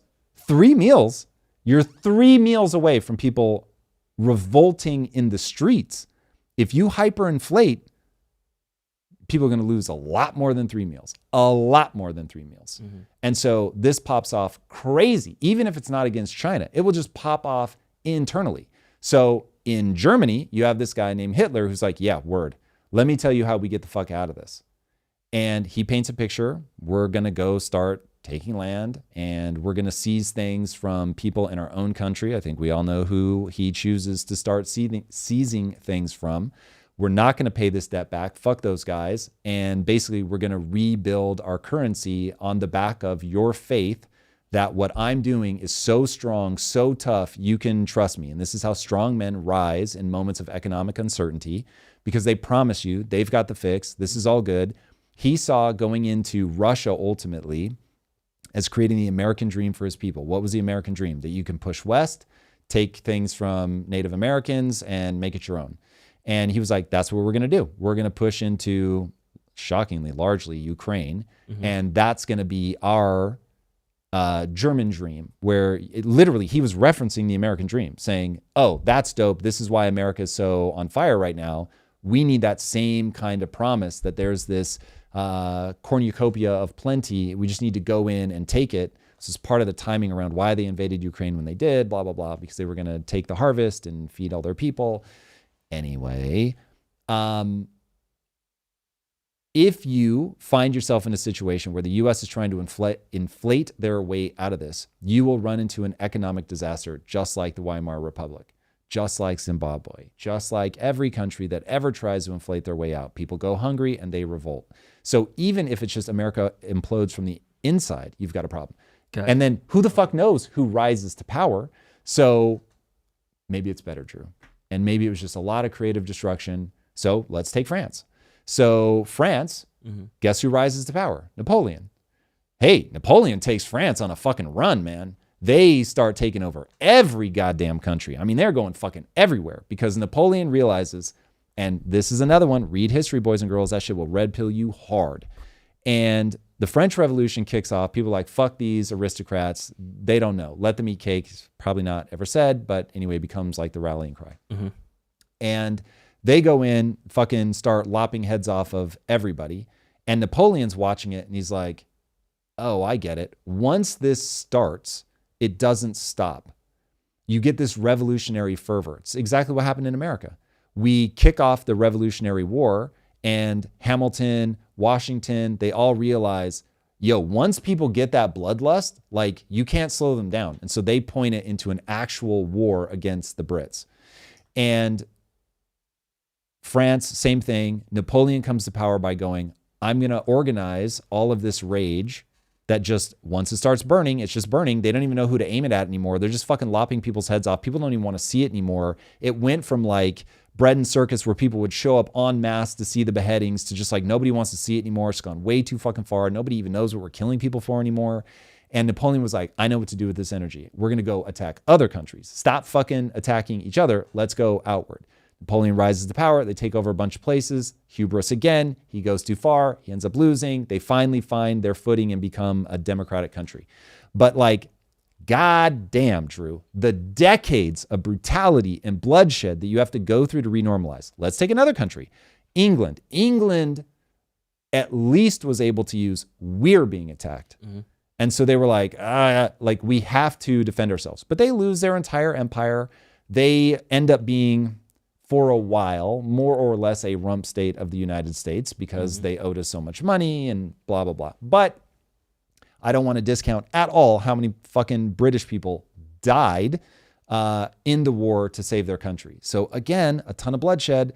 They didn't have the inward implosion, but they still lost a lot of fucking lives, man. Like war is, I think, just infinitely more horrible than people want to acknowledge. And this is also why, just to really bring one final piece home, I don't think you're ever going to see peace between Israel and Palestine until Palestinians right now today, whoever's in power right now today, wants their kids' lives to be economically better on planet Earth, not in the afterlife, right here, right now today, better.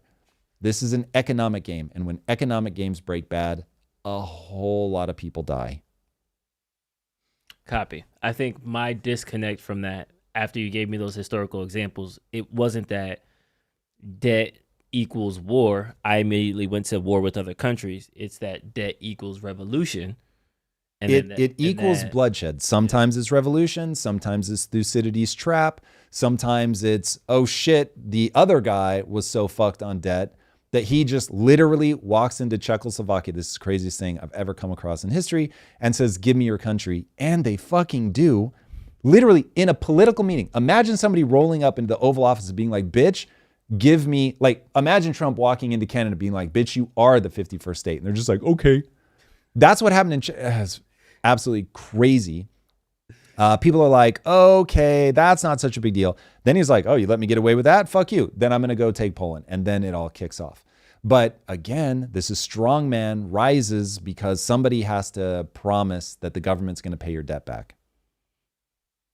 There was somebody in the chat, I can't remember who, that to answer my question was like, yeah, Elon will just get a robot army and that would be the people that will be fighting. Oh God, you don't want that. You really don't want private citizens like rising up. That would be god awful. So do you have a inclination, a hunch, whether this breaks revolution or whether this breaks civil, like North versus South? Because to me, Thucydides' trap strikes me as the most obvious outcome, that China goes, they're weak, we make a move. If China, and also, listen, here's the real algorithm running in my head. Otherwise, and I have considered this, There are two paths before me, Tom Bilyeu, as an individual person. Path number one, continue to scream into the void, because some part of me believes that if enough people do that in the age of social media, we actually can start nudging people through just awareness of how the system actually works, that enough people go, oh, I actually get how this game is played. Let's not do that. And we have like our own 1776 moment post the fighting would be my hope, where it's the 2 years post-war before we actually have a constitution. And like that moment where people are really debating these ideas and we elect politicians that really get like what we have to do, that's my fantasy. Path number two is treat myself as if I have a terminal illness, that America is going to implode. And how would I want to spend my final days? And the answer for me is so self-evident: hang out with my wife and write. And so then I just take that exit ramp. So if either I find that just the way that I am, I can't influence change at a scale that I find meaningful, or I feel that this is meaningless, then I will take that ramp. Where do you think the biggest change needs to come from? Is this a policy conversation? Is this a culture conversation? Is this a money conversation? I think everything is downstream of culture. And so this is the part that this is why I want to make education for kids. I just don't know if it's too little too late. But yeah, culture is where we have to have the influence. People have to want to be strong, to be disciplined, to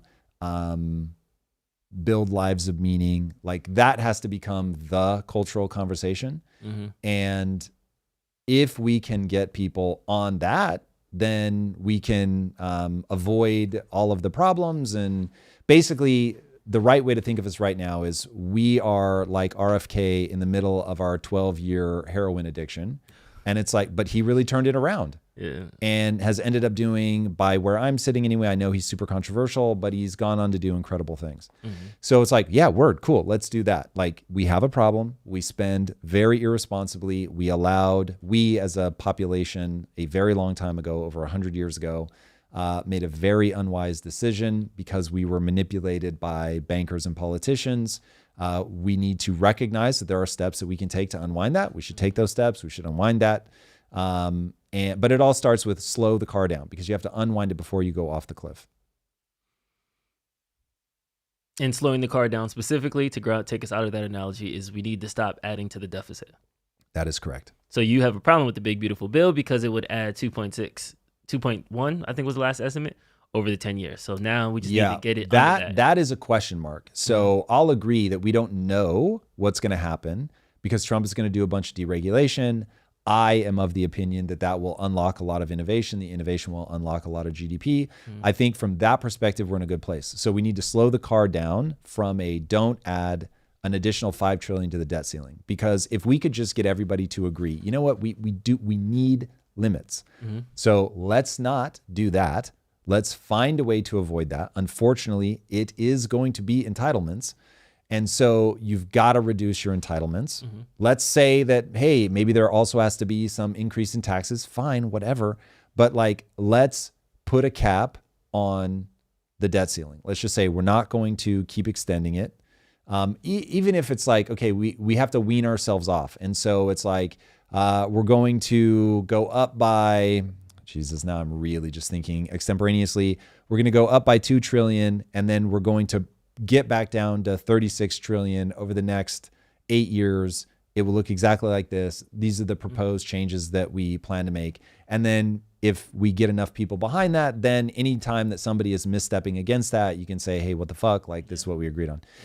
It would be something like that. And then at the end of the deep dive coming out on Monday, make sure you watch it. I give what Griffin's, because Monday's deep dive is really about the book.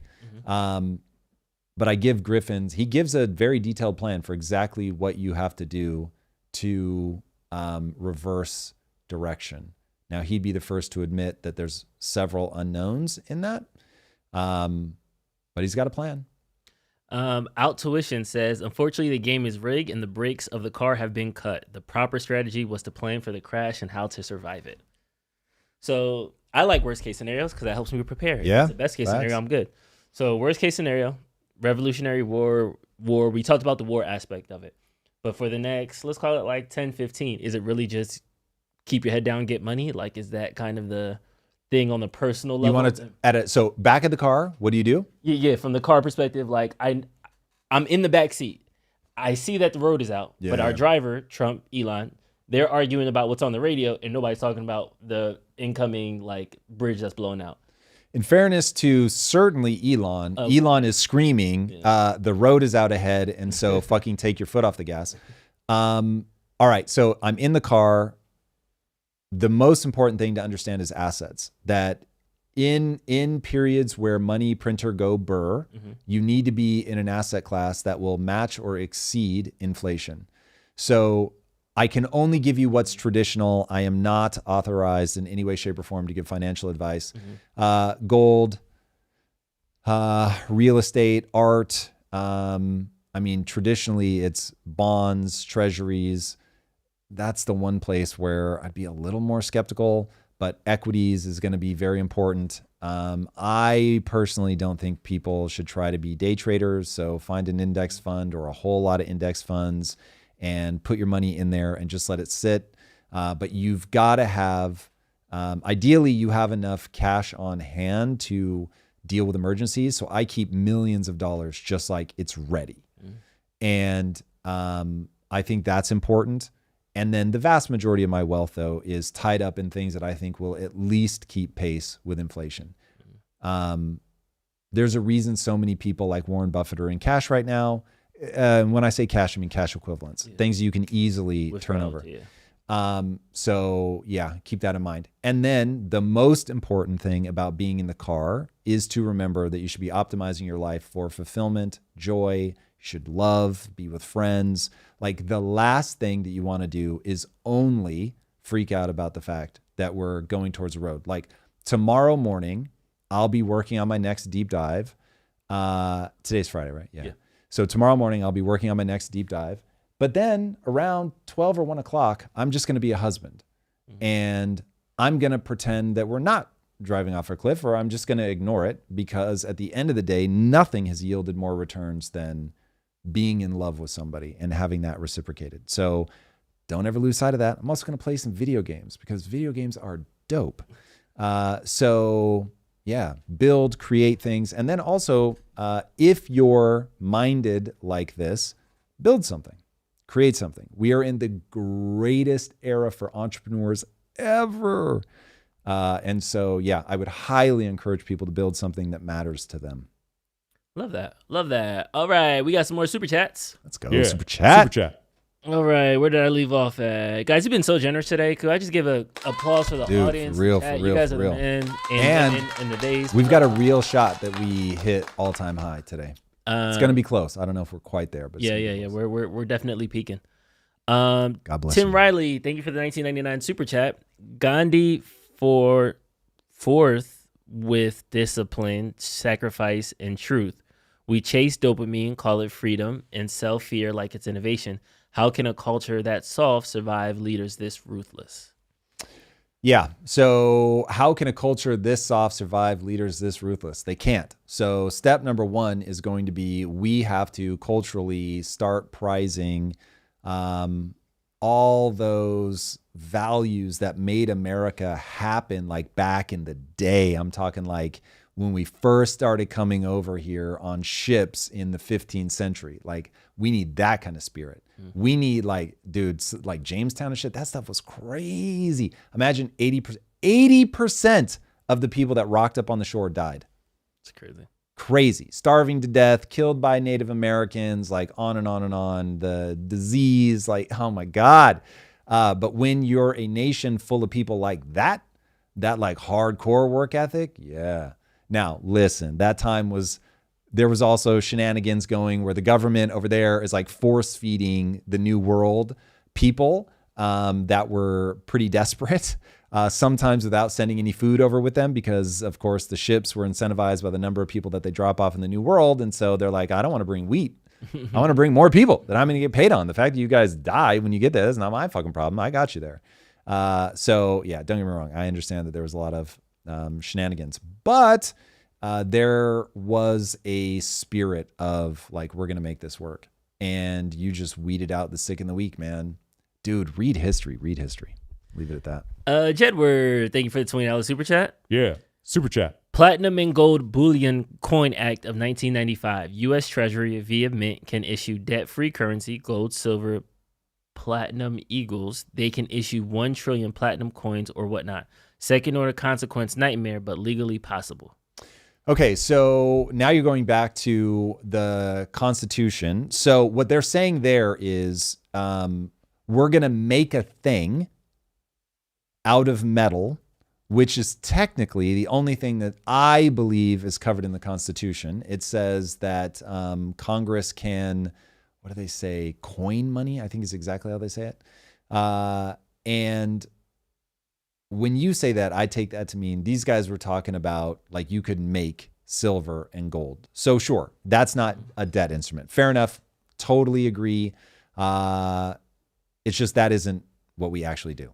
Yeah. So the way that, I mean, what percentage of money that America makes is debt-free gold and silver? 0.00001%. It's going to be something just stupid small like that. So yeah, point conceded, I guess, but in the grand scheme doesn't really matter. What comes first, economics or policy? To me, economics, right? You trade it's that really feels like a chicken and egg problem where it's like, well, technically you need both. I don't know. So the real answer to that question is where we are now, you get to downstream of policy. So the right way to think about it is if you actually want to change things, you're going to have to change the policies. You have to change the policy around how money is created. Drew, that's not necessarily true. And it is entirely possible that the life raft that everybody crows about with cryptocurrency, which I've talked about why I fucking hate that, but nonetheless, not cryptocurrency. I love crypto. What I hate is the like shrugging of the shoulders. Well, everybody else is going to drive off the cliff, but me, I opened the door and did a dive roll. And now I'm just over here doing crypto things. It's possible, though I think that the government can wrench attack you. And I don't understand why people disagree with that. That seems so crazy to me. But in fact, California just passed a law that they can confiscate your crypto if you leave it idle on an exchange for 3 years. Wow. Yes. Let that sink in. So crazy. Government will do what the fuck the government wants to do. That's basically the punchline. But anyway, for now, with the way that it's being treated, you can exit that system to a hard money system known as Bitcoin. Is the only one that I'm really going to give credit for being a potential replacement, acting as a hard money system. But keep your eyes on the government, boys and girls, because they will do some crazy shit, including confiscate your stuff. Sequoia Hall, thank you for your another super chat. They said war bonds, collective action was ingrained to win World War II. I'm not sure what he's getting at with that. So yes, war bonds are more, I'll give you an alternate take on that. I cover this I think this made the final cut of the deep dive, but war bonds, if we went to war with China, I'd probably buy war bonds. So let me just full disclosure on that. Like I'm patriotic and I would want to see it happen, but the government knows that. And so the government is going to fan those flames and they're going to try to get you to give them as much money as possible so that they don't have to print because they are aware that printing is inflationary. So they will get as many of the dollars that are already in circulation as they can through getting you to feel patriotic. But what they can't get you to buy voluntarily, they're just going to take anyway. Mm-hmm. So, yeah, war bonds are, it is a truism that they are voluntary. And it's also true that the Fed will buy those war bonds if you don't. April, thank you for the $20 super chat. She said, if we delegate money, education, safety, and health to others without oversight, can we really be surprised when everything falls apart? Well, this is, yes, for sure. 100% totally agree. Just absolute violent agreement. There's something else at work here, though, which is we don't steer by results. We have a cultural belief that nobody should be left behind, that we should have equal outcomes, and we just can't watch people struggle. We can't. And so right now, culturally, we have this insistence on instead of finding and shaping the hardest core motherfuckers ever, like they do in China, where you're just tested all the time and you only go where you show that you have an aptitude for. We're just like, no, like lower the standards, stop testing, like, that's dumb. And so culturally, we have to ferret that out. Now, I don't know that we can turn the corner culturally without enough pain and suffering. I'm going to try to tell people stories about that are empowering, which, by the way, I think almost certainly I'm going to start putting some of the stuff that we've already made at the bottom of our YouTube page. It didn't make sense when it was just interviews, but now that I talk about this stuff a lot, it's for people that have kids. It's for kids. Like, these are not things that you, the parent, are going to consume. But if you have kids, I'm very inspired by Jocko Willink. Oh my God. Oh my God. Do you guys know that fucking story? I won't derail us. They'll have to watch the interview on Tuesday. Coming up. Let's go. All right. Mr. Mike AZ057. You like conspiracies? Check out the Titanic. Jekyll Island would never have happened if it didn't sink. Dude. So coincidental, Bod was invited to be on board, and who didn't show up? Poor Mr. Astor. He was our only hope. Bro. So I know very little about it. Yeah, I don't know this story. What Probably happened? worth a deep dive. We'll have to look up the specifics. So I'm just going to give you the headline level. Yeah, I'll take the tape. That there might have been Astor. I wouldn't have known that, but given that he's saying that, we'll just say for now, cool, it's Astor. Anti-central banking, super wealthy, very politically connected, but I feel like I'm projecting, but has like a hard money bent, wants to see the government be fiscally responsible, et cetera, et cetera. Ends up on the Titanic. I think there were like a couple other people as well who end up on the Titanic that were like the people that would have gone against what ended up happening, and they all die on the Titanic. And the crazy thing, if I remember right, Astor is offered a spot on the one of the lifeboats and gives it up for to a 12-year-old kid or something. Wow. And so, yeah, it's like a really crazy story. Again, I am so surface level on this. So that one, I can't give you a lot of details, but that is something that I think would probably be pretty fun to look at. So they literally sank the Titanic to start the Fed. See? I mean, that's what people would say. But I mean, it's one of those, like, if I can get you to believe that the sinking of the Lusitania was all a setup, could I get you to believe that the sinking of the Titanic was? Like, it still had to hit an iceberg, right? So it's the odds they did that on purpose, but it's like they want to put you at high risk. There were too many people that survived that saw it. If it was like shot or something, you'd know. He'd like drove into the iceberg. But I get it. In terms of all the things that set them up for failure, it's crazy. But I don't know enough. So my default stance is always that people take advantage of something like that rather than they force it to happen. Yeah, I'm trolling. I don't really believe that. Last one, Marisha Dark. Thank you again for your $20 super chat. Said, advice for someone suffering the curse of Cassandra. Yeah. I try to make things of value, try to get feedback, but keep getting ghosted, ignored, or given unhelpful advice, even when begging for specific details. Hashtag lone wolf life. I had to look up the curse of Cassandra because I didn't know what it was. This is my favorite. Oh my God, I love this so much. Okay, so Cassandra, I think it was the ancient Greeks trying to deal with the fact that when you're a parent, nobody listens. Like, your kids won't listen to you. And so the curse of Cassandra, you had it up. Because I always forget why she got cursed. Does this explain how she was cursed by Apollo so that no one would believe. But what did she do? Anyway, she does something that pisses off Apollo. And so Apollo makes it. She rejected his advances. There it is. Always some bullshit. Man. Right. And her curse would be that she would know the future, but nobody would believe her. And that, to me, feels like being a parent. And especially to a teenager. Yeah. When you're looking at the world, so certainly economically, or if you're a student of history, you very quickly go, wait a second, these patterns repeat. But people aren't going to believe you because, first of all, a day is a really long time. A year is extraordinarily long. 4 years of a presidency is interminable, an entire decade. So people just can't, like, if it's something that's going to happen in 50, 60 years, like, Jesus, that's the same as not happening for most people. So people just aren't going to believe you. They're not going to take the corrective action unless they are in enough pain. That's the curse. And all of us have felt that at one time or another. Now, what do you do about it? Here is how I think every time I am unable to convince somebody of something that seems so clear and so highly consequential, I'm not good enough.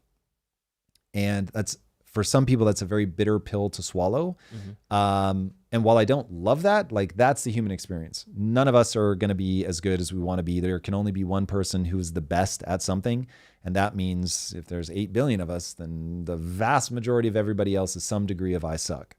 And just is what it is. So fighting against that, like, this is where I always want people to be religious, because, like, God made you like that. So your beef is with God. And I assume that you're cool with, like, oh, it's mysterious ways. Great. Then let it go. Like, there's no way to get around that. So the reality is that none of us, except for one, and even that person probably wishes they were better or wishes they were the best at everything. And most people are only, even if you are the best, you're the best at some very, very, very, very, very narrow thing. And so all of us have to grapple with the fact that we are not as good at consequential things as we would like to be. Everybody's going to break their child to some degree. My businesses aren't as big as I wish they were, on and on and on. So when faced with that, I just go, it doesn't hurt me emotionally to recognize that I'm not as good as I want to be. It's just a fact of the way that human nature works. But I can get better. And so it becomes a question of, do I want to invest time and energy into getting better at this thing? Does it matter that much to me? And if it does, then I'm going to pour time and energy into getting better. I personally keep in my back pocket monk-style detachment. So what I mean by that is, if I ever find that the suffering of trying to be great and to impact things gets to the point where I'm no longer interested in that level of suffering, then I play the monk card. And I'm like, cool, I'm just going to eject out of the system. I'm no longer going to spend my life pursuing. And there's certain things you have to do to your brain to make that okay, but to your belief system's probably a better way to say it. And that's how I would play it. But only assume that this is a you problem. Don't assume that it's the world's problem. That there is a sequence of words that you could say in a certain way that would get people to pay attention to you. And the reason they're not paying attention is because you don't know how to package that up yet. And it's just a question of, do you want to get better or not? Working on your pitch. Yeah. Cool. And then you'll eventually run into your own limitations. All right. Let's talk about Trump's travel ban. This has been his go-to. He's done this in his first term. Now he's doing it again in his second term. Yup. Let's hear directly from the man himself. The recent terror attack in Boulder, Colorado, has underscored the extreme dangers posed to our country by the entry of foreign nationals who are not properly vetted, as well as those who come here as temporary visitors and overstay their visas. We don't want them. In the 21st century, we've seen one terror attack after another carried out by foreign visa overstayers from dangerous places all over the world. And thanks to Biden's open door policies, today there are millions and millions of these illegals who should not be in our country.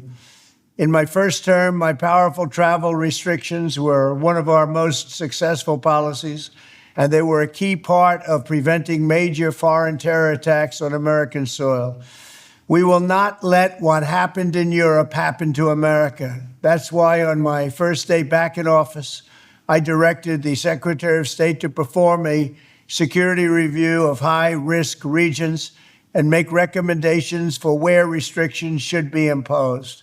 Among the national security threats their analysis considered are the large-scale presence of terrorists, failure to cooperate on visa security, inability to verify travelers' identities, inadequate record-keeping of criminal histories, and persistently high rates of illegal visa overstays, and other things. Very simply, we cannot have open migration from any country where we cannot safely and reliably vet and screen those who seek to enter the United States. That is why today I am signing a new executive order placing travel. I lost my mouse. We were positive we could. Yeah, man. So as somebody with family in Haiti, where are you at with this? This is stupid. This is Trump's grab for power after he tried to veto immigration in general, and the Supreme Court kicked it back to a lower court, so he had to kind of redo that. He was trying to undo all of Biden's temporary asylum issues. It's funny to me, but Brutus Lugo and Nightwing and all the other Trump haters in the chat who've been telling us the whole time, they're going to be like, he always does this. But Trump starting this with after the recent terror attack in Boulder, Colorado, and then listing this is why we need to kind of tighten our restrictions, but didn't tighten the restriction from the nationality of the dude from Boulder, Colorado. So it's one of those things that's like me saying, after working at this job, I feel like I want pizza. You can be like, wait, what? What does working at this job make you want pizza? Like, what does an Egyptian flamethrower in Boulder, Colorado make you like restrict Haiti and all these other things? But then when you look at Haiti, Somalia, Sudan, they were beneficiaries of the previous administration's I'm blanking on the name because all my family called it the Biden policy, where if you had family in the States, a place to live and like a job set up, you can come over. So I had people who brought their cousins over, brought their aunts over. They stayed in their house. Those people got on their own feet and went. I have my mom's half brother came over 4 years ago, got him a job at Walmart. He was out here on his bike doing it. He got his own apartment, so now he's like moving and kind of doing this. So, but he had to stay with us. He had to get vetted for the first couple months, and then he was able to kind of get his own stuff. Right. So it's like now that he is here, it would be hard to just kind of temporary protective status. Thank you, Mr. Dark. They were giving him TPS status for those people, so he couldn't revoke that across the board through the Supreme Court. They kind of knocked it back to a lower court. So then the second order is, oh well, this is a security threat, so now all these people can't travel into the country. So then the people who are here feel like they're stuck here, and the people that were on their way here can't make that migration. But hey, I guess he's losing the big beautiful bill. He's getting knocked down with he got to bring he just bought back a Guatemalan deportee. He has to bring back the Venezuelan deportee. So if he can get these people not to come, then he can just kind of stop that legal action before it even takes it. So politically, I understand why he's doing it, just to get the I'm stopping immigration win. But it just doesn't make sense to me. Interesting. And when you say it doesn't make sense, meaning you don't think it will be effective to stop terrorism, or what is the thing that it doesn't stop? What he said, the reason that he's leveraging this to stop terrorism, he's not including any of the countries of the last 5 terrorist attacks. Right. So it's just a smokescreen. Okay, so the way that I think about this is I think he is right when he says we're not going to let what happened in Europe happen here. What I see happening in Europe is tearing itself apart. It no longer believes in its own culture. It no longer believes like we're the badasses. We did all this cool shit and we're going to stand on it and we're going to be like, this is who we are. This is what we're about. America has lost a lot of that spirit. Whether it's lost it all the way is a different question, but it's lost a lot of that spirit. And so I absolutely refuse to go down without at least saying, yo, Americans, we're fucking dope. Now, what is an American? I love the idea that Americans have come from all over the world, but America is a set of fucking values. And if you're here for those values, I'm down with you. I don't give a fuck if you're from Haiti. I don't care if you're from Egypt. Like, if you're like, freedom, motherfucker, like I'm here for freedom. I read the Constitution. I'm about it. Let's fucking go. Okay, cool. If you are here for Sharia law, I'm not about that. Hard pass. Nope. And that doesn't mean that there aren't a gazillion Muslims that are like, yeah, I'm not down for Sharia law either. Word. Then we're on the same team. Fuck yeah, come on in. I'm here for it. But we have a value set. And we have to decide this is what our value set is. We need to be able to articulate it, say fucking out loud, this is what our value set is. If you're down with this value set, then we're down to have you in the country. Obviously, based on a policy, all of that. And if you're not, you can fuck right off. And if we're not willing to stand on that, we're going to have a problem. Europe is running the case study for us. And so that is what it is. You don't think he accomplished that by stopping the border migrations to practically? Yeah, I think that's huge. So I'm not even going to, all I know are the words that we just heard from that perspective. So I, for one, don't have a beef with anything that's like, hey, we're going to pump the brakes. Everybody chill for a minute, and then we're going to see where we end up. So from that perspective, I am admittedly like, if you already have inflammation, why don't we address the inflammation first before we just keep letting things happen? But on that one, there probably is a way more sensible policy. I'm glad that you're Haitian so that I can get like a glimpse of what this looks like from somebody I care about, who's saying, listen, motherfucker, like this sucks. Like at the holidays, like what the fuck? I want my family to be able to come here. If this were British people, then I'd be like, yo, what the fuck? Like I would get it. I would be in that same situation and I would want something sensible and all of that. So at the same time though, I really think that being torn apart from the inside is a gigantic risk. And given that we're not, I don't think, so during the Biden administration, there was flagrant either disrespect for that or an actual hunger to tear our society apart from the inside. Yep, equally distressing for me. Very loud noises here on our side that tend to be expensive. So yeah, listen, my default stance right now is pump the brakes for sure. But I get it. I get why, especially because this impacts you directly. You'd be like, come on, man, there's a sensible way to do this and a fucking dumb way to do this. And you are correct. Do you think that America should have like a zero? You're not a zero immigration person. No, I love immigration. I'm just saying it needs American to be values-based. immigration. If you don't mind finding out what the continual banging, and by the way, if they're armed, grab me. I don't expect you to like run into gunfire. So, but if there's something strange happening, I would like to know. So sorry, you were asking. You're not. I'm not zero immigration. You're not zero. Definitely not. I believe America is a collection of people that are galvanized around a set of values, not galvanized around ethnicity, not galvanized around religion, not galvanized around where your ancestors are from. We are galvanized around a set of ideals. Those ideals are enumerated. And if you believe in things like free speech and the Second Amendment, which for me is about standing up against tyranny, and on with the things that are enumerated in the Constitution and the Bill of Rights specifically, then yeah, I'm here for it. I love it. I love it. I'm married to what I call a foreign-born American. I had friends in college that were foreign-born Americans. I love it. But you got to be here for what America stands for.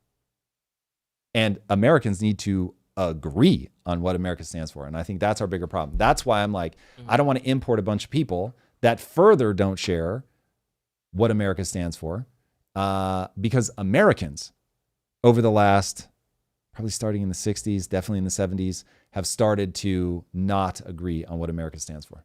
And I think that I get your argument. And of course, I don't want us to become like Europe. Like there are certain things to maintaining a country's integrity. But when we say like American values, I always default to innovation, entrepreneurship, freedom. Yep. Those are definitely in there. Yeah. So I can understand that side of it. But there is like somebody in the chat, for example, said like, you want to call out Muslim Sharia law, but you're okay with Christian Sharia law. And it's like, I think that's where we start. Who said that? It was somebody in the chat. But I've said that? I've said. Because you said no to like Islam. You're saying no to Sharia law. So let me just say it nice and loud. Okay. I believe that there should be a separation of church and state. Period. Yeah. End of story. Now, at the same time, I believe that there is a Christian value that is so embedded in the value set of America that you cannot strip the Christian influence out of it. Just like if I moved to the UAE, I wouldn't be like, y'all need to give up your Muslim heritage. Fuck me. No way. That's ass, dude. Like if you're going to somebody else's country, you're going because you're saying your values have yielded an outcome that I prefer to the value set that I just left. So what the fuck? So I wouldn't be going there and thinking, I'm going to bring my Christian values. But I'm not a Christian, but here is a value that is clearly born of the Christian religion that I'm like, yes, please. More of this, please. Is that the individual is divine. Rad. Then yes. So you can't be tyrannical. You can't be like, fuck it. You got to break some eggs to make an omelet. We don't get down like that. In a Christian country, no, hard pass. So it's like, I don't want it in the law. I don't want a whole bunch of God talk. in the law. I don't want people to be stoned to death for adultery and shit like that. Like there's some wacky shit in the Bible. And so, yeah, I don't want that.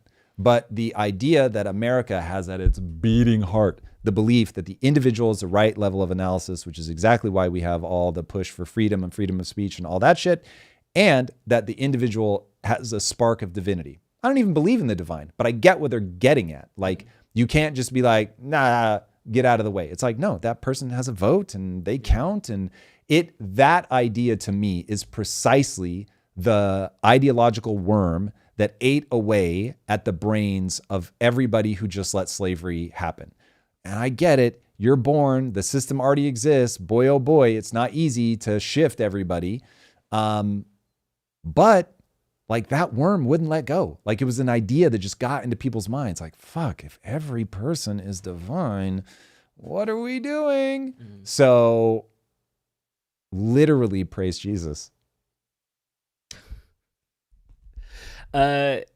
Twitch has been on fire with this topic, so I Twitch! my Twitch audience, because y'all don't get a lot of love, but I see y'all. We love you, Twitch. There you go, Eric. Eric's on fire today, guys. Round of applause for Eric in the chat, guys. Thank you for Eric. Mason. He stopped the armed robber. We're good here. Mason disarmed him. Thank you. We got Batman on the sideline. He's ninja like that. Kit Moon said, question that might help. Why do we think people from the Middle East have flooded into European countries? It's not for religious persecution or freedom, since they want to import their own there. Seems like expansionism of religion. What happens when all of Europe is predominantly Muslim? Yeah, so I think it's a Muslim country. I think that is the quote unquote, we don't want America to become Europe of it all, is that we don't want to get Jewed. We don't want it to be. They did it in Israel. They just did it. Look at that. So that's what you're saying. Jesus. We don't want all the Muslims to come here. They changed the constitution, and then now it's their country. Like, we don't want that. That's what you're saying, right, Tom?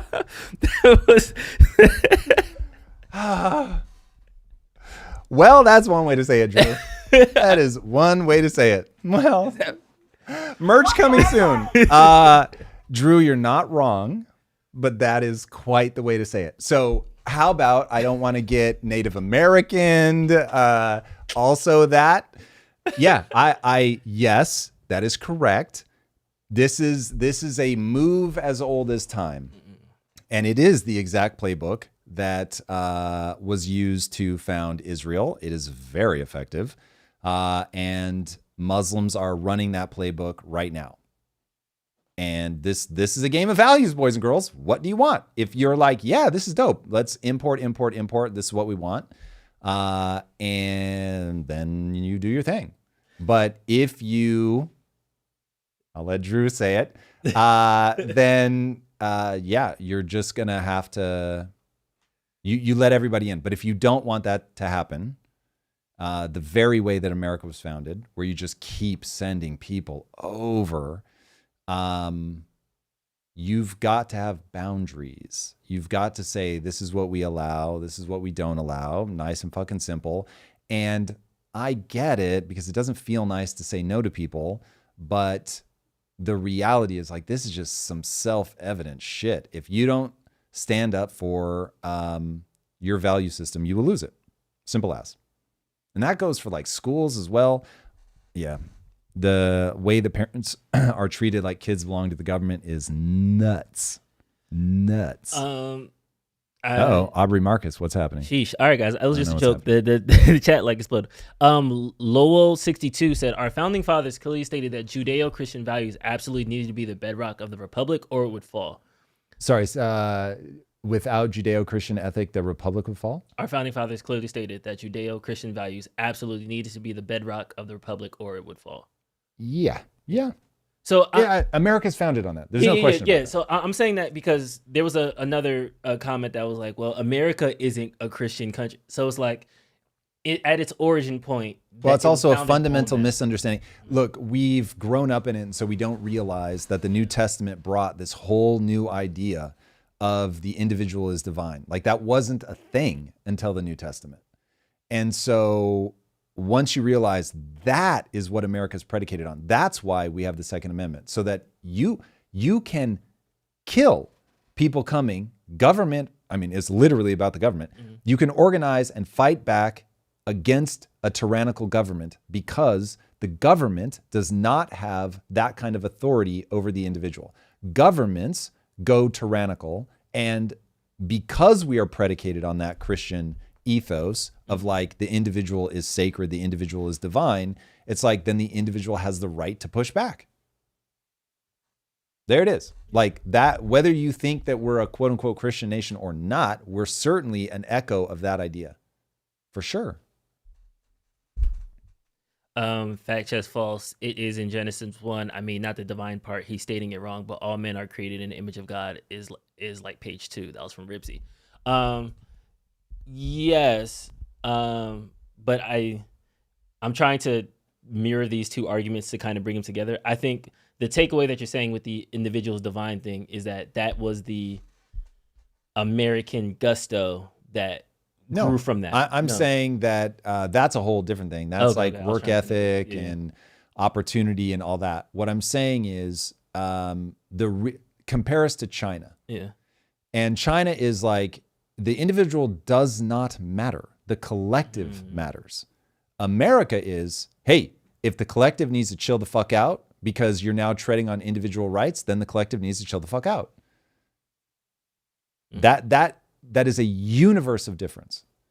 And that's why people say, don't tread on me, get the government off my back. Like that is the call of a nation that believes in the individual. No taxation without what? Representation, right? Like if you're going to take my money, I'm going to be fucking heard. So that's not a collectivist mentality. It's an individualist mentality.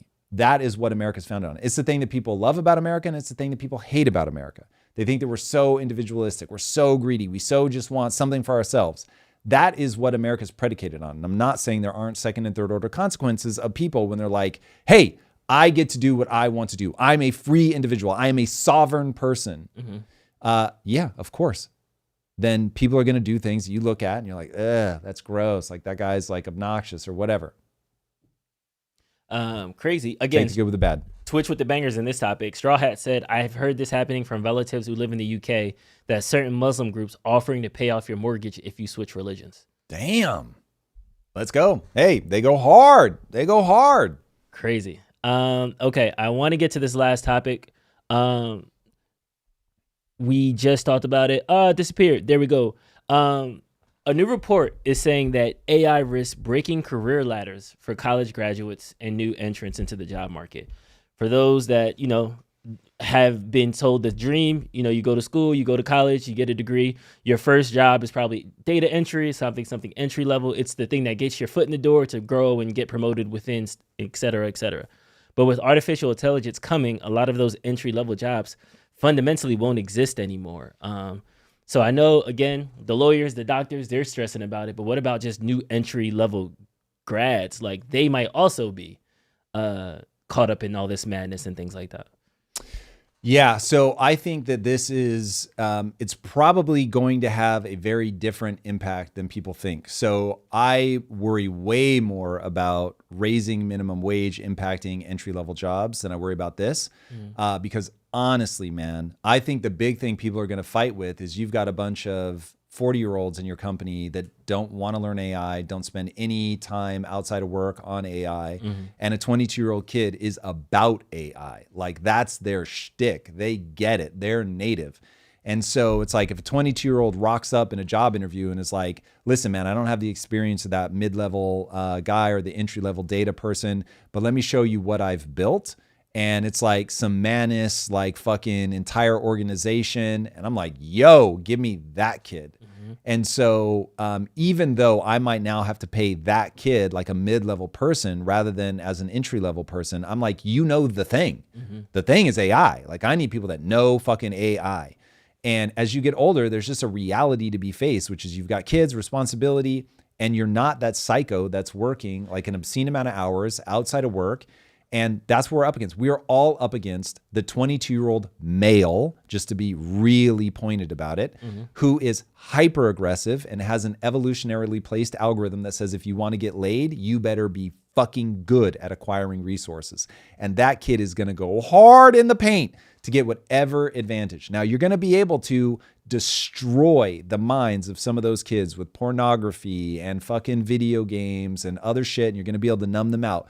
But goddamn, you're not going to be able to numb them all, Drew. And some of those kids are coming for you. So I'm way more worried about the sort of mid-tier guy that his youth is past him. He's got some kids. He's fucking bogged down by debt. He doesn't have that energy anymore. He's got some mental and emotional scar tissue over, I thought I was this guy and I'm not that guy. And they're just not putting the energy and the effort that these young bucks are going to put into just like doing ninja level shit with this stuff. Mm-hmm. The youth always win, man. The youth always win. You'll be able to fuck up a portion of them, but boy, do they come for you. No, but we were talking about this briefly off camera because I was like, if you wipe out 2 million entry-level jobs, like that's a level of devastation that's going to kind of ripple back. And your response was kind of like, yeah, well, they're just going to have to start companies. And it was just like, yeah, but do you think that's going to kind of be the future of e-com and kind of the world where instead of us, I graduate and I want to go work at this big company, it's going to be I graduate and I start my own pod or whatever like that? Correct. Wow. So the world... Big businesses will still exist, but there won't be as many of them. You're going to see an absolute avalanche of people that are a company unto themselves. So instead of going to a marketing agency, that marketing agency is going to be a dude and a ton of manis. And he's going to be like, I can put out this much content for you this fast. And it's going to be like, oh, Jesus. And AI moves so fast, there will be this constant creative destruction of basically, and I worry about this. I'm not pitching this as like, this is a great thing. But what's going to happen is you're going to have somebody starts a company in June. And then in, say, August, September, they're going to drop something that's just absolutely banger. It's going to eat everybody alive. But then you're going to have somebody that starts a company in July. And they're going to release something in November that's going to bang out that kid that launched that thing in September and October. And so it's just going to keep going like that. This constant leapfrog. And so we'll move in these cycles. Now, what that looks like for all of us as end consumers is unbelievably cool. I'll just remind people that if you've ever seen the Return of the Jedi or Revenge of the Jedi. Jesus, I can't believe I don't Return of the remember. Jedi, Revenge of the Sith.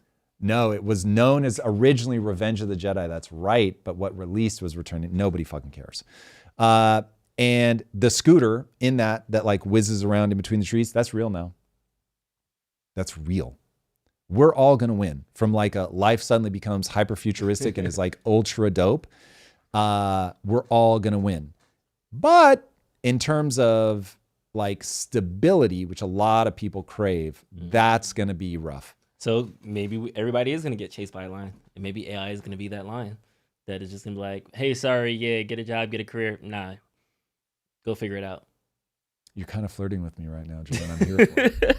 That really might be true. There might be something to that. Yeah. Yeah. But why are you getting turned on right now? Like, isn't that like, because a lot of people are going to get eaten. It's good for us. Okay. Only the sick and the weak get eaten, Drew. Yeah. Remember that. Darwin. And here's the thing. It's hard to watch. But like, there really is there's a reason that Jordan would manufacture somebody saying something about him so that he could be like, I got to fucking fight. Very true. People say the same thing about Elon. Like, he has to have beef. Like, for him to sleep under the desk and like do all that shit when he's stupid fucking rich, like he has to have like that, like there's a bad thing, it's going to happen if I don't do this. Like, he needs that. We all need that. And so how many people are going to wake up? How many of these people that are tapping out on opiates are going to be like, oh shit, I got to get my shit together? That's the fantasy version. The probably more realistic version is we just inflate and we get everybody on fucking Medicare, Medicaid, fucking Social Security starts when you're 9. Like, that's probably what we do. Yeah. But boy, do I want to think that this is really going to light the fire under some people's asses, like in a good way. Like, I want to see those guys that go hard in the paint. It will also, I think, this is another really good thing. And trust me, I understand the irony of this, but I think a lot of people are going to be like, I don't want to be on that treadmill. I'm going to have kids. I'm going to raise them well. And that will also be a very beautiful outcome. A lot of people won't be able to afford it, though. Well, Drew, if we're talking in the 10-year brutal period, yes. on the other side of that, abundance for all. You have a robot. You have a robot. You get a robot. Everybody gets a robot. Literally everybody gets a robot. I'm not at all joking. And they'll build you a house and they'll do farming for you in the backyard. Remember, 8 billion people fills an area about 5 times the size of Manhattan. It's a big fucking world. And there just aren't that many people. And so Jane Goodall, fuck you and the monkey you rode in on for saying that you want to revert back to like 500 million people. That is some bullshit. So anybody bringing that noise can fuck right off. We want people, Drew. We want a lot of people. We want more efficiency in terms of how we generate calories. Mm-hmm. We want hard money. We want people to have beautiful things for sure. We want to take care of the planet, all of it, but you do it with innovation. Nice. All right, we got a couple super chats. Let's go, super chats. Yeah. Super chat. Formidable Frank, thank you for the 1999 super chats. He said, Tom, can you give us a peek behind the curtain? Talk about what it's like to have Sadguru in studio. Did you know who he was before the interview? I've always been so curious to get your thoughts on that experience. Drew, on a scale of 1 to 10, how honest do you want me to be? 10, but with your memory, I feel like you probably Really? forgot it. It's true.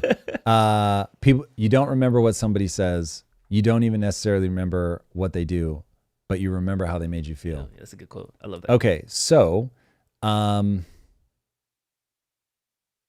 me give you all the context. I will try to make myself sound bad in just like full disclosure. I had done an interview before Sadguru where I had said to, I think it was David Eagleman, who had interviewed Sadguru, and I was like, oh man, it's so crazy, David Eagleman, that you've been able to like talk with all these different people. Like you go from science to interviewing a guy who literally looks like a cartoon character. And the person that I was talking about was Sadguru. And he came in knowing that. And so he was a dick. And also weird in terms of like, I'm struggling to be at a 10. I did not feel expect I feel like I'm dial it back to airing 7. dirty laundry. We can bring it back to 7. I thought you could be like, I felt very warm and cuddly inside. I never No, felt this way. He was my no, favorite guest. No. I did not see that. But funny. maybe I earned him being a dick to me. I want to make that very clear. So I didn't know him, wasn't even talking about him like that. I was just saying it was interesting to see a scientist with a guy who's like in the full monk outfit. And so I was like, he looks like a caricature of like what you think of as a spiritual person. So anyway, he obviously did not take warmly to that, but agreed to come on the show. And full respect, when somebody gives you their time like that, like you really do owe them something. But, and so I am grateful that he came on my show. He moves with followers, which I think is probably the right way to say it. And they like stayed at my house long after he left. It was very strange. And on set, while I was interviewing him. Time out. Yep. So he came with an entourage, and then he left, and the entourage was just chilling. That's hilarious. And we were all like, You know, he walked out, right? Oh, yeah? Cool. what's happening right now? And I think we cut it out, but he was really giving me a hard time as I was asking him questions. And it dawned on me because he made a comment about the cartoon character. And I was like, That's so what I am rightly being punished for the comment that I made, which admittedly I make offhanded comments that are maximizing for comedy. And now you're facing the real person that you made that comment about, and they're going to give you a bit of shtick for it. Fair enough. Totally fair. That interview was like pulling teeth, though. He was really going to make me work for it. And so I didn't enjoy it. I'm not somebody who is moved necessarily by the way that he sees life. I am admittedly being very polite. And I'll leave it at that. So that was a one and done.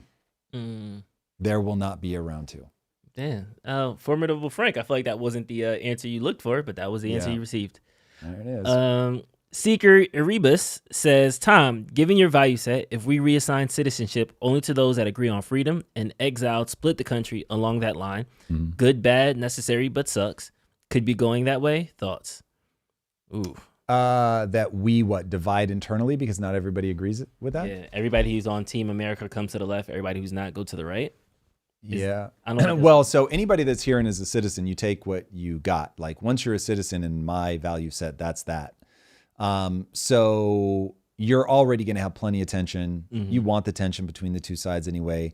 Would I have let it go as far as it did? No, I wouldn't. But I'm very glad that I'm not king, that I'm not a politician, that all I could ever hope to do is nudge a very small number of people slightly in a direction that feels reasonable to me.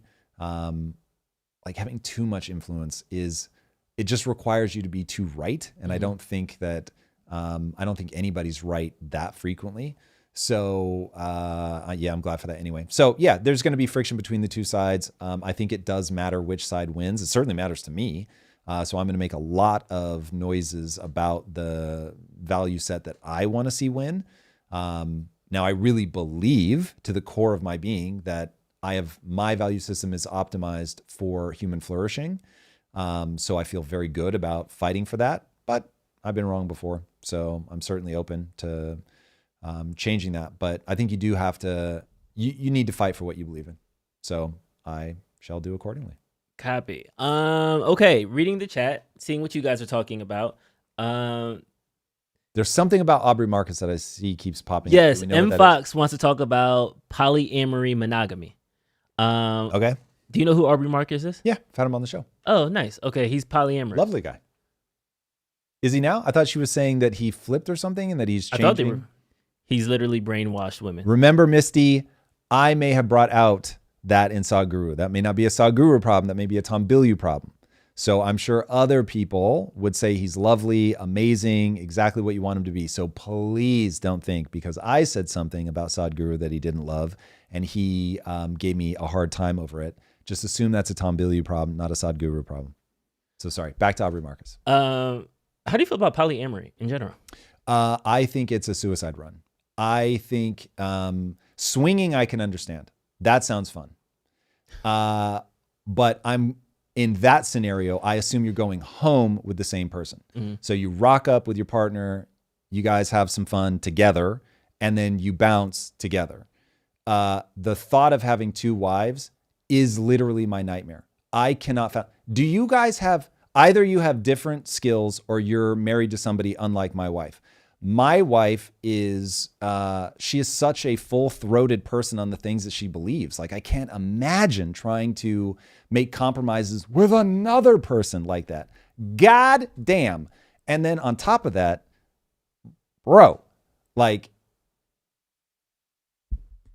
from a managing emotion standpoint, women are not the easiest thing that I've encountered in my life. And so another one, like Jesus Christ. So that just has not been my experience. Being married to Lisa has been truly the most rewarding thing I've ever done. It is unbelievable, but it's compromise, it's work, it's focus, it's energy. And so having another thing, what? I don't understand that. So also not having shared experiences seems like sexual experiences are super heightened. If you are having unshared sexual experiences, and look, maybe that's just me fighting because threesomes. But the idea of having unshared experiences, that seems dangerous from how do you keep the integrity of your relationship? So yeah, I just think it's unwise. I would not advise anybody. Look, I've never done polyamory, so I can't tell you what it's like to have emotions for two women at the same time. So having emotions for two women at the same time strikes me as a terrible idea. My wife having emotions for two men at the same time strikes me as a terrible idea. My wife having emotions for me and a woman seems like a terrible idea. So that just feels so high risk. It feels high risk, Drew. For all the things that I know about relationships, it's a bad idea. I was watching a documentary on Floyd Mayweather before one of his big fights, and they were following him around for a week, and he had the best take on this that I think makes the most sense. He showed up to one woman's house took her out, fed her, literally gave her a Louis Vuitton duffel bag full of money, kissed her, hugged her, got on a jet, went to across the country, went to somebody else, took her to dinner, do all these other things, gave her another Louis Vuitton bag with a bunch of money, gave her a hug, left. And he was like, yeah, women are like cars. Like, you can have as many as you can maintain.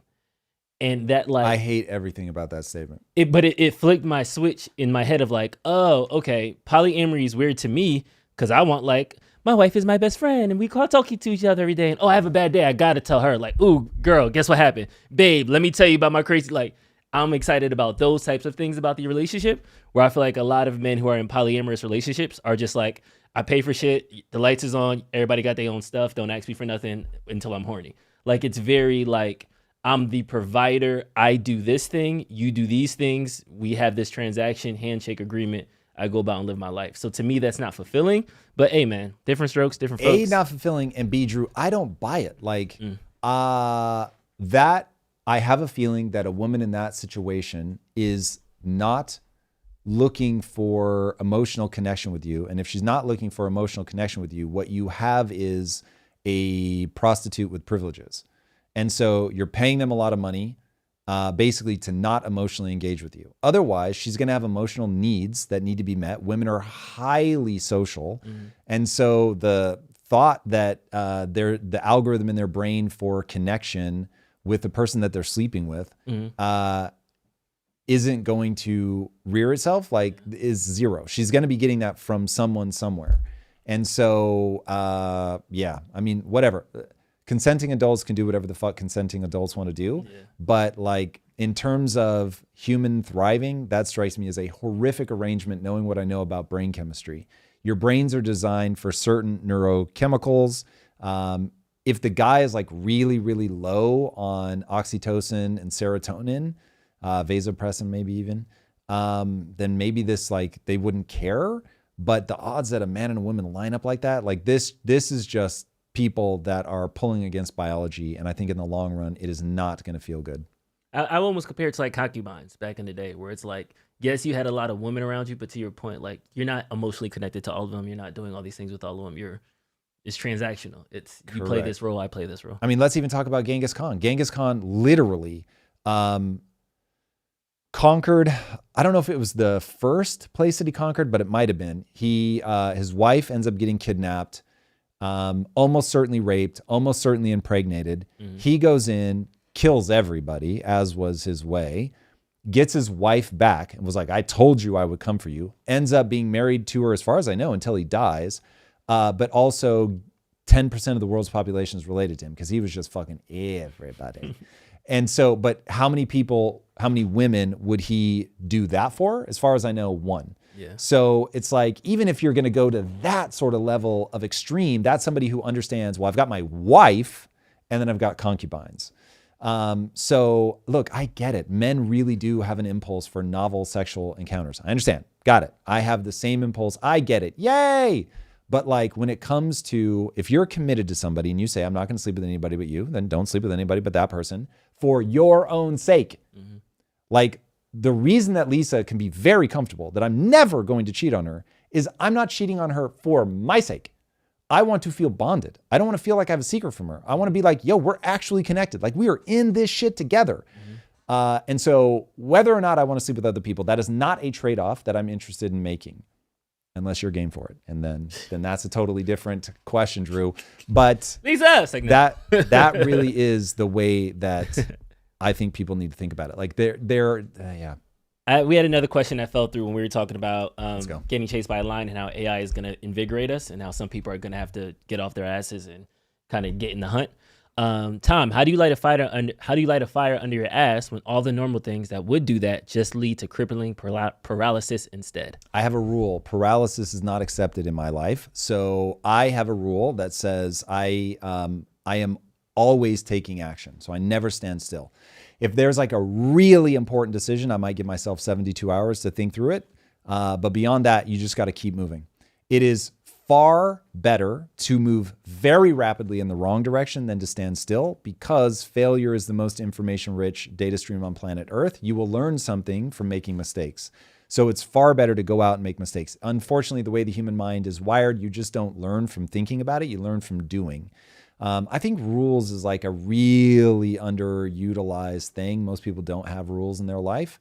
They've never articulated their beliefs. They've never articulated their values. They don't have any rules. And so they live life by the law of accident. I don't do that. So I don't get paralyzed. Action cures all, Yeti Bandit. So yeah, you're just like me. Facts. Yeti, you know what's up. Yeti Bandit's been around for a long time. Let's go.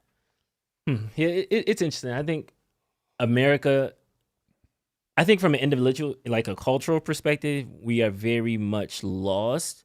And now people are grabbing for things to find meaning, identity.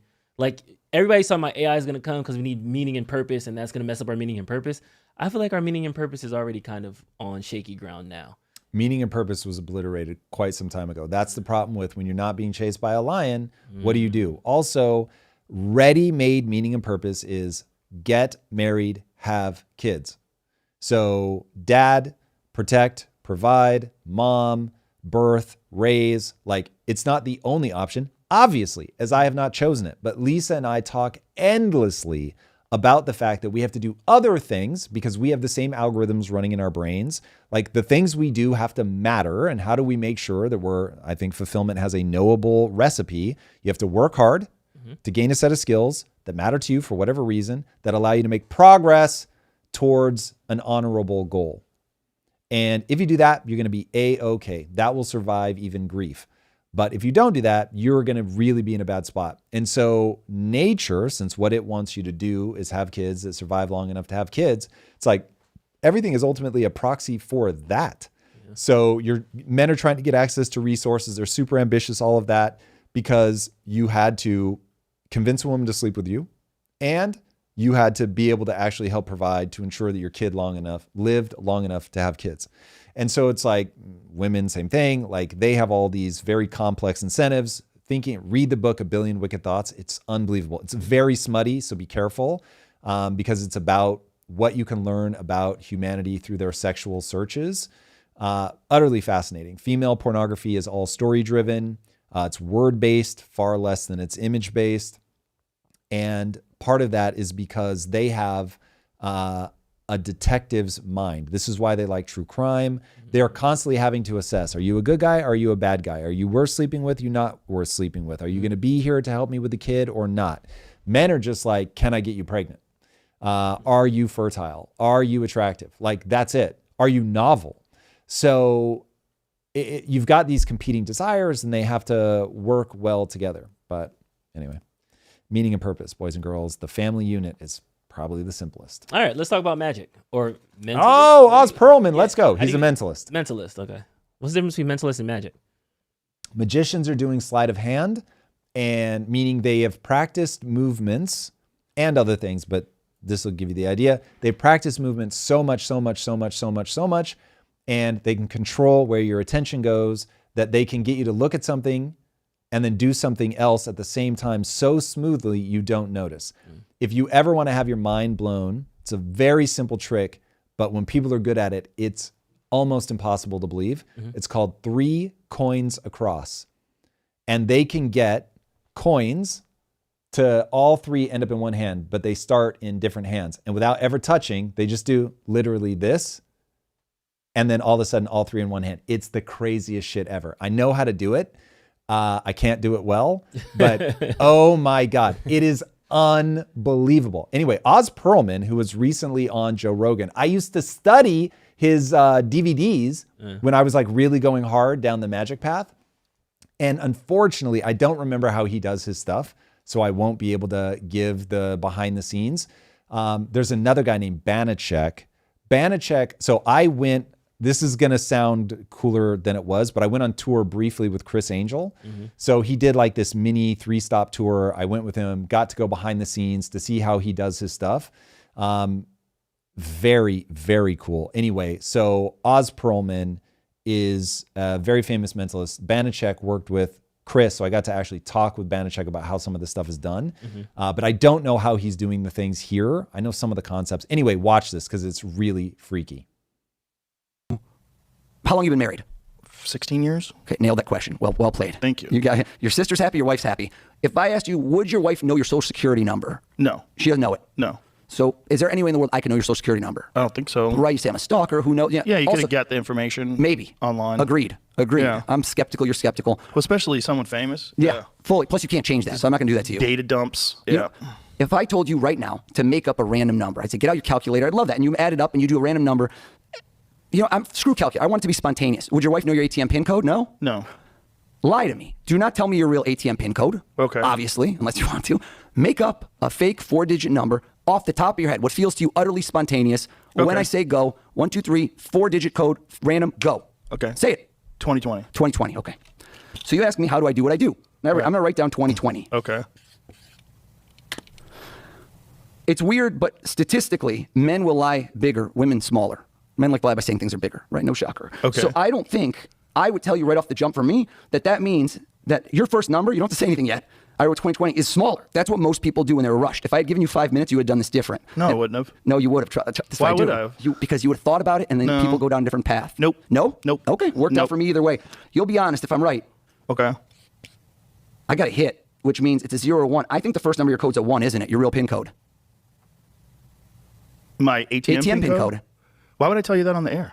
Should I only show this to you? Sure. Only show it to you. Yeah. Can we acquiesce that the first number I got was correct? Yes. Okay. Now, you did repetition. So yeah, I like the fact Tell when his people always face say to like me it's this. fake Yeah, when they watch he the does videos. not like this. They're like, you must have set up. Joe doesn't even want this to happen right now. He had no idea this was going to happen. You used 2 numbers in repeats. What that means is you probably did the same thing. You also didn't use any of the same numbers. I know there's not a 2, a 0, or a 2 in it. I don't think so either. Mm-hmm.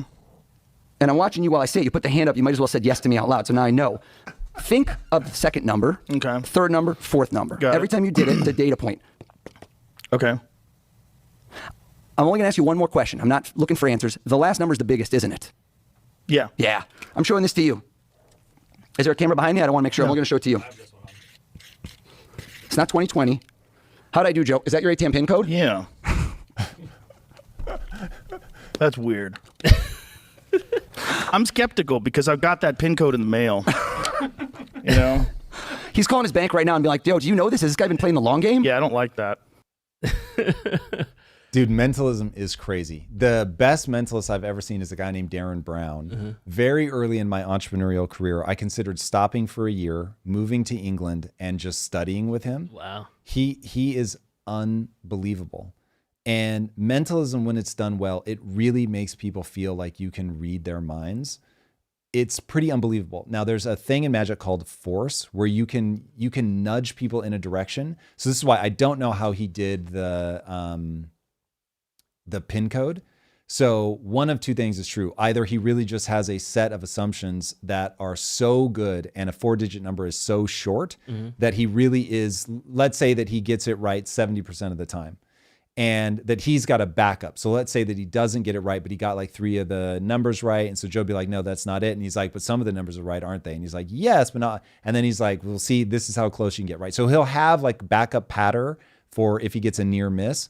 But they can do stuff like look at the serial number on a dollar bill, and I'll tell you what it is, and they'll get it right every digit. They'll do things like you can hide something anywhere in a city. Like, let's say I give you an iPhone. No, not an iPhone. I give you a water bottle. You can hide it anywhere in the city you want. But when we go to find it, I get to hold your wrist. And so now you don't say anything to me, and you keep your arm loose. And I'm just going to move your hand back and forth, and they'll move it, and you will take them right to the fucking water bottle. And because they can feel like just a little bit of resistance in one direction versus the other. It's insane. Darren Brown stuff is insane. And I never know how much of it is. It's going to be a mixture of cold reading. So you really are just good at, like, okay, if you dress like that, you're likely to be this person. If you do that, you're likely to be that person. And plants in the lobby who are listening to you talk to your friend, and then they're whispering into an earpiece in his ear or prepping him ahead of time. This person wearing this, sitting here, said this.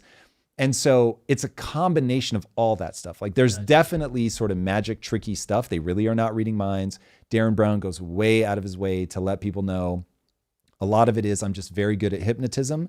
And so I find the person that's extremely hypnotizable, which I've gotten extremely good at doing. And so I can assess very fast, like, who's the guy that I can like implant, whatever suggestions and things like that. And so he's like, this isn't magic. It's not a seance, blah, blah, blah. But I can convince you that it is with like this series of other things, some of which he's being honest about, some of which he's lying about. Yeah. But it creates this insane illusion that this person is really crawling inside your mind.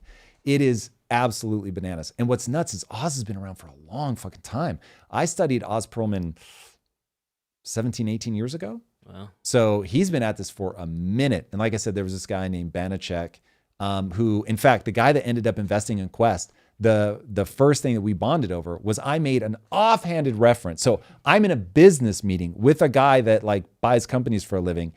And I forget how it came up, but I was like, oh, there's this guy. Nobody's ever heard of him. His name's Banachek. And he's like, I've worked with Banachek. And I was like, what the fuck? That's crazy. So anyway, that kicks off this year-long relationship. Me and this guy get to know each other really well, go to the Magic Castle together, blah, blah, blah. And then he ends up being a key part of how I got wealthy. Wow. So magic has played like this really sort of minor but pivotal role in my life. It's pretty interesting. I got really good at card throwing at one point as well. What's card throwing?